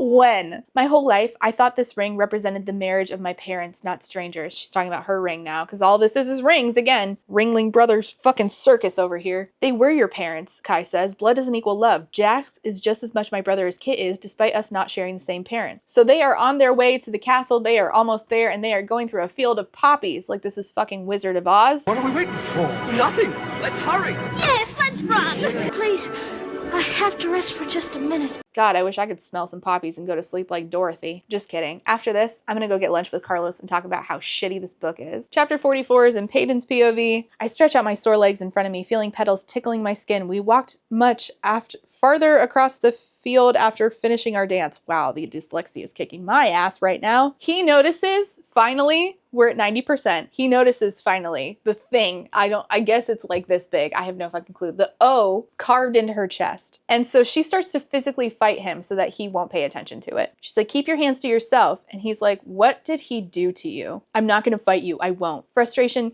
tears from my throat, sounding like a growl. Why won't you fight me? Because the next time I lay a hand on you, I only ever want it to be a caress. It's like, please show me. How did he do it? A sword. After he dragged the blade down my neck, he told me he'd leave his mark on my heart so I never forget who it was that broke it. It's an O for ordinary. He tortured you and you didn't think to tell me? Would it have made a difference? That doesn't make me any less of a criminal. It would have made you less of a murderer. What do you mean? What do you mean? Sir, she has said, I believe thrice, that your dad attacked her. So either way, it is self-defense. Self-defense would be manslaughter, not murder. So no, it is not whether or not your dad tortured her that makes her a murderer or not. It's whether your dad or not attacked her first. And you already know that that's true.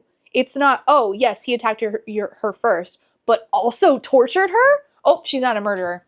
Nope, that's how it works in Elia law. They can attack you and beat the shit out of you and stab you, but if they torture you, you are allowed self-defense. Is that what we're saying, Simon Teen? Help a bitch out. Oh, help me. I can barely stand to look at myself. Don't you understand? He ruined me, marred me for the rest of my life. I will look at this scar and think of the man I hated most, the man who had my father killed, the man who mercilessly killed ordinaries like me, the man who tried to murder me himself. I couldn't let anyone else see how he branded me, see the damage he did. I just couldn't. But you did. You let Lenny see it, and you talked to him about it in depth. You just didn't want Kai to see it because you needed to save it for the end of the book so that we could have this big aha moment where Kai now decides, oh, my dad tortured her?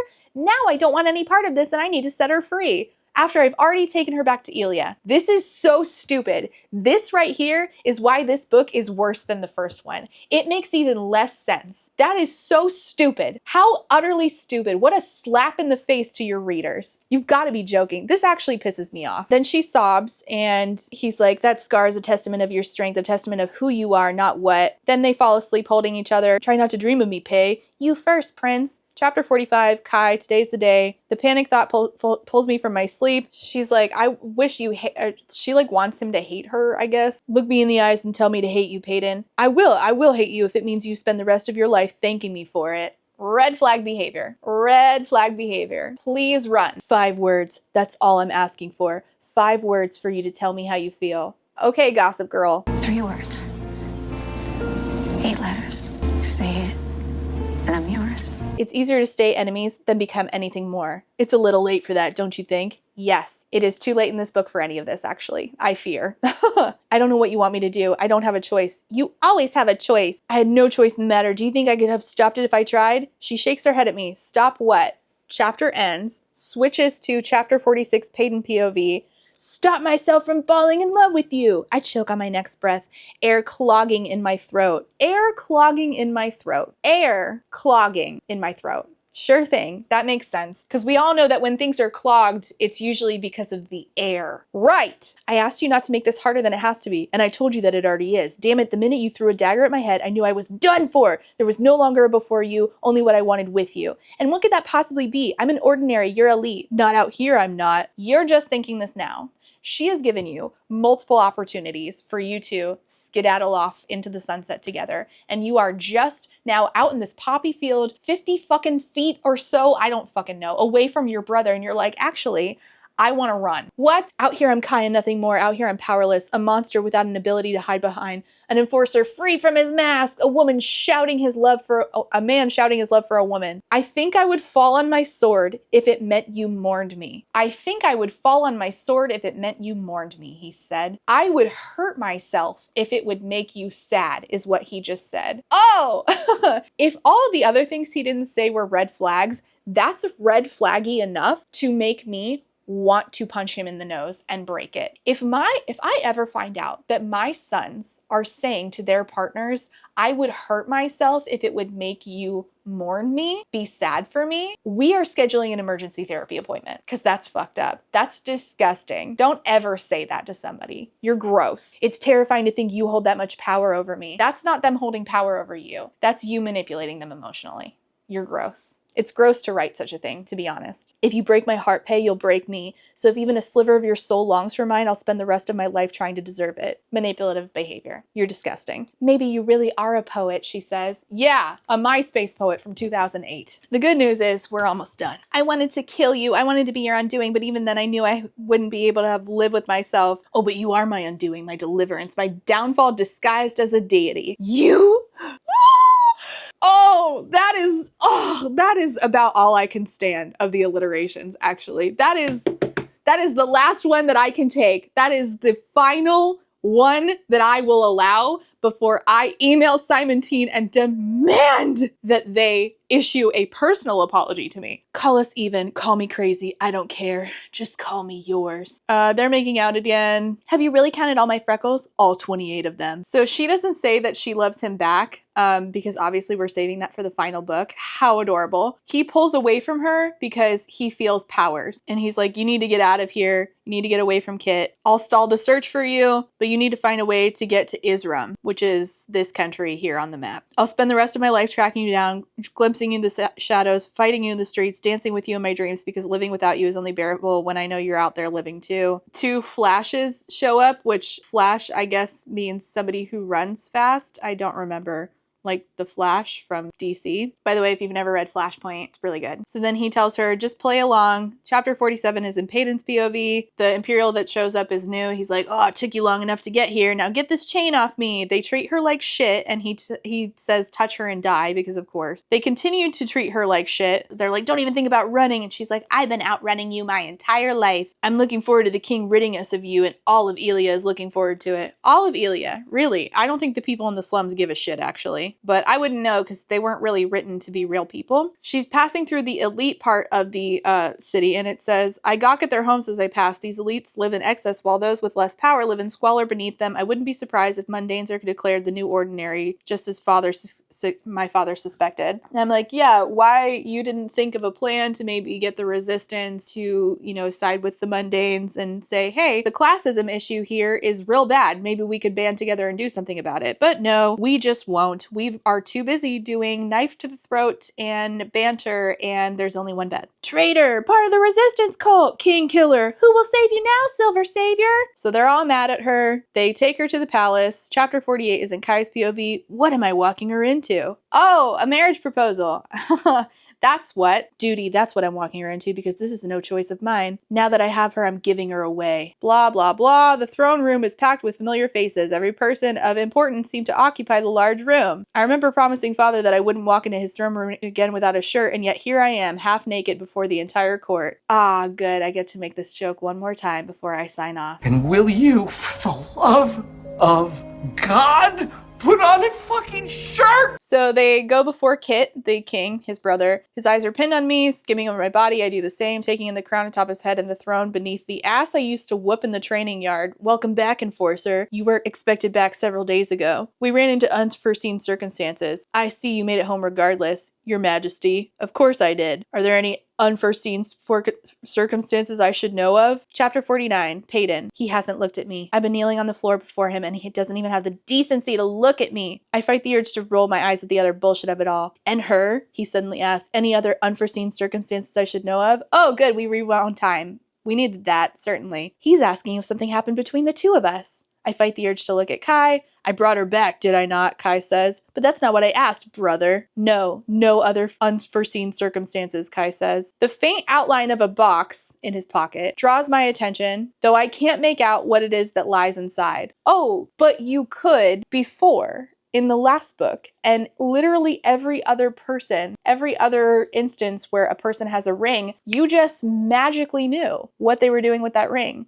but not when it's a ring box in Kit's pocket, only when it's in that other guy's pocket. Got it. No problem. Sure. Makes sense. I have special plans for her. Ladies and gentlemen of the course, let me introduce you to who it is that kneels before you. This is Peyton Gray, once a contestant in the purging trials where she ranked quite highly for a mundane, and to think a psychic became such a threat to offensive elites. Not only was your silver savior an ordinary in disguise, but she was a traitor under our noses. Peyton, do you confess to not only being a resistance member, but to conspiring with them as well? Well, yeah. How would she be a member without conspiracy? She says, yes. Do you admit to killing the former king of Ilia? I do. This woman, Peyton Gray, has committed atrocious crimes. She killed my father, your king, plunging his own sword through his chest before her dagger through his throat. She conspired with the resistance, a radical group of ordinaries, helping them find passage into the bull arena. Actually, the resistance is comprised of both ordinaries and elites. In fact, fatals. So, okay. She lied, she killed, she betrayed, and I have grieved. I have stepped suddenly into the role of your king while still mourning the former, and yet my reputation as a crazed king has reached my ears. But I assure you that my future decisions are anything but crazed, and I will explain them to you all in due time. Peyton Gray. He pulls the box from his pocket, small and velvet between his fingers. The lid lifts, snapping open to reveal ...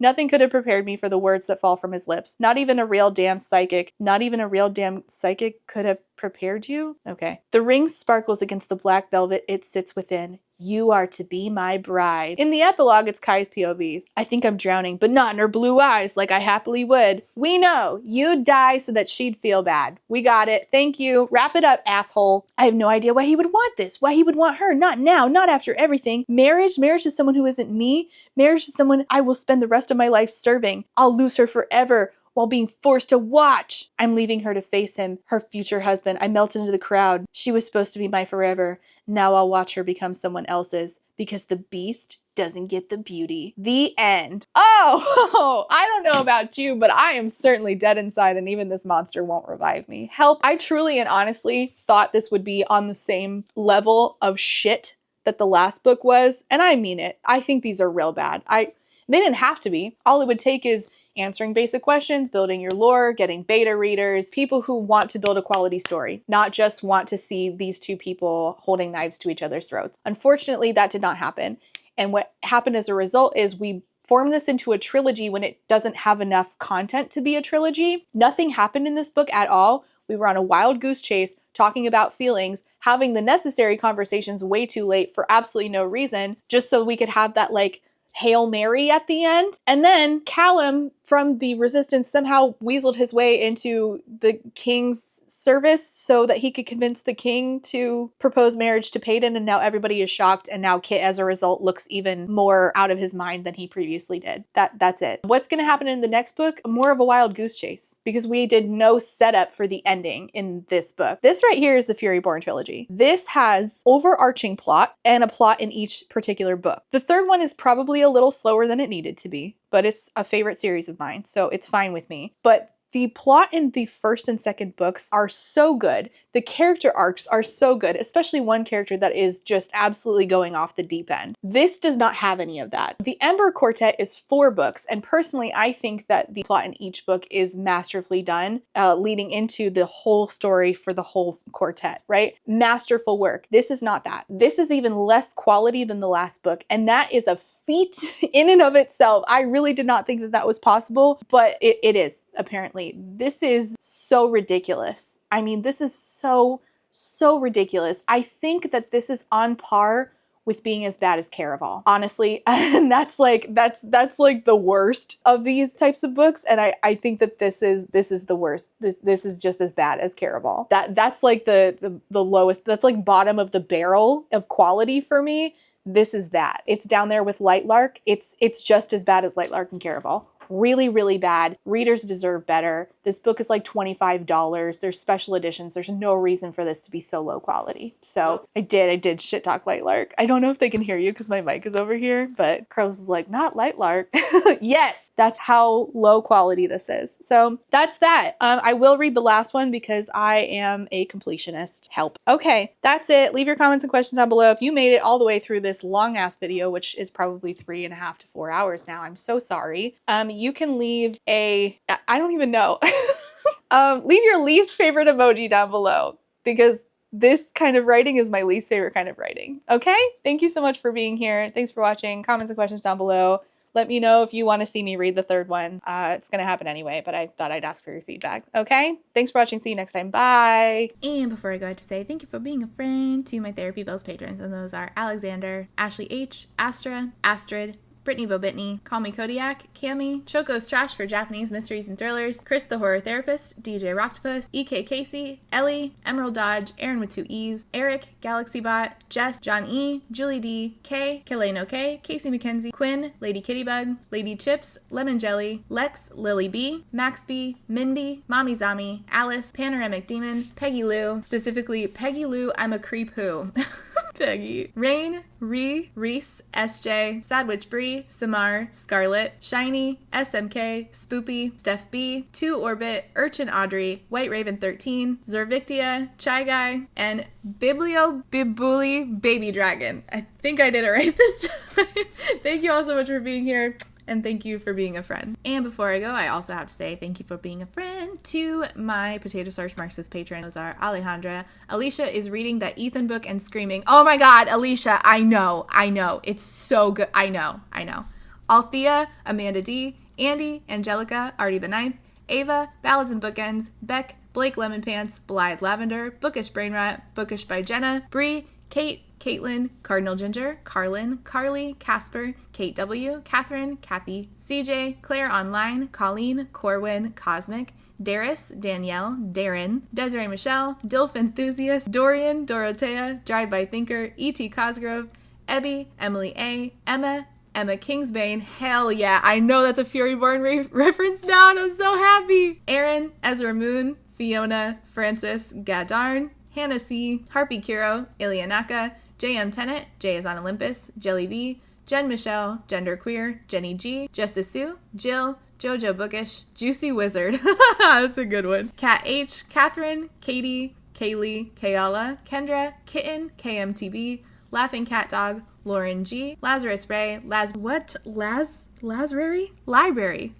of Scars, Jesus, Lindsay M, Lisa B, Lisa L, LP, Lou Siri, Lustful Octopus, Martin, Maddie, Madison, Man Eating Plant, Marcella, Marquita, Megan, Malara, Mentally Unwell, May, Molly, Never, Nicole G, Nicole R, Nemeska, Nyan Binary, Paige P, Penelope, Penny Chilling, Foxglove, Pandemonium, Queen Cereal, Rachel B, Reba, Rebecca R, Ronnie, Rosie Thorns, Rowan, Secoria, Saintbringer, Saki Alume, Samantha O, Sammy, Sarah H, Sarah the Bear, Sarah Z, Shamed, Shannon, Sean, Sisette, Sophie, Talia, Tiana, Trashcan Teddy, Triple M, Tito Phoenix, and Writer A. Thank you all so much for being here and for being a friend.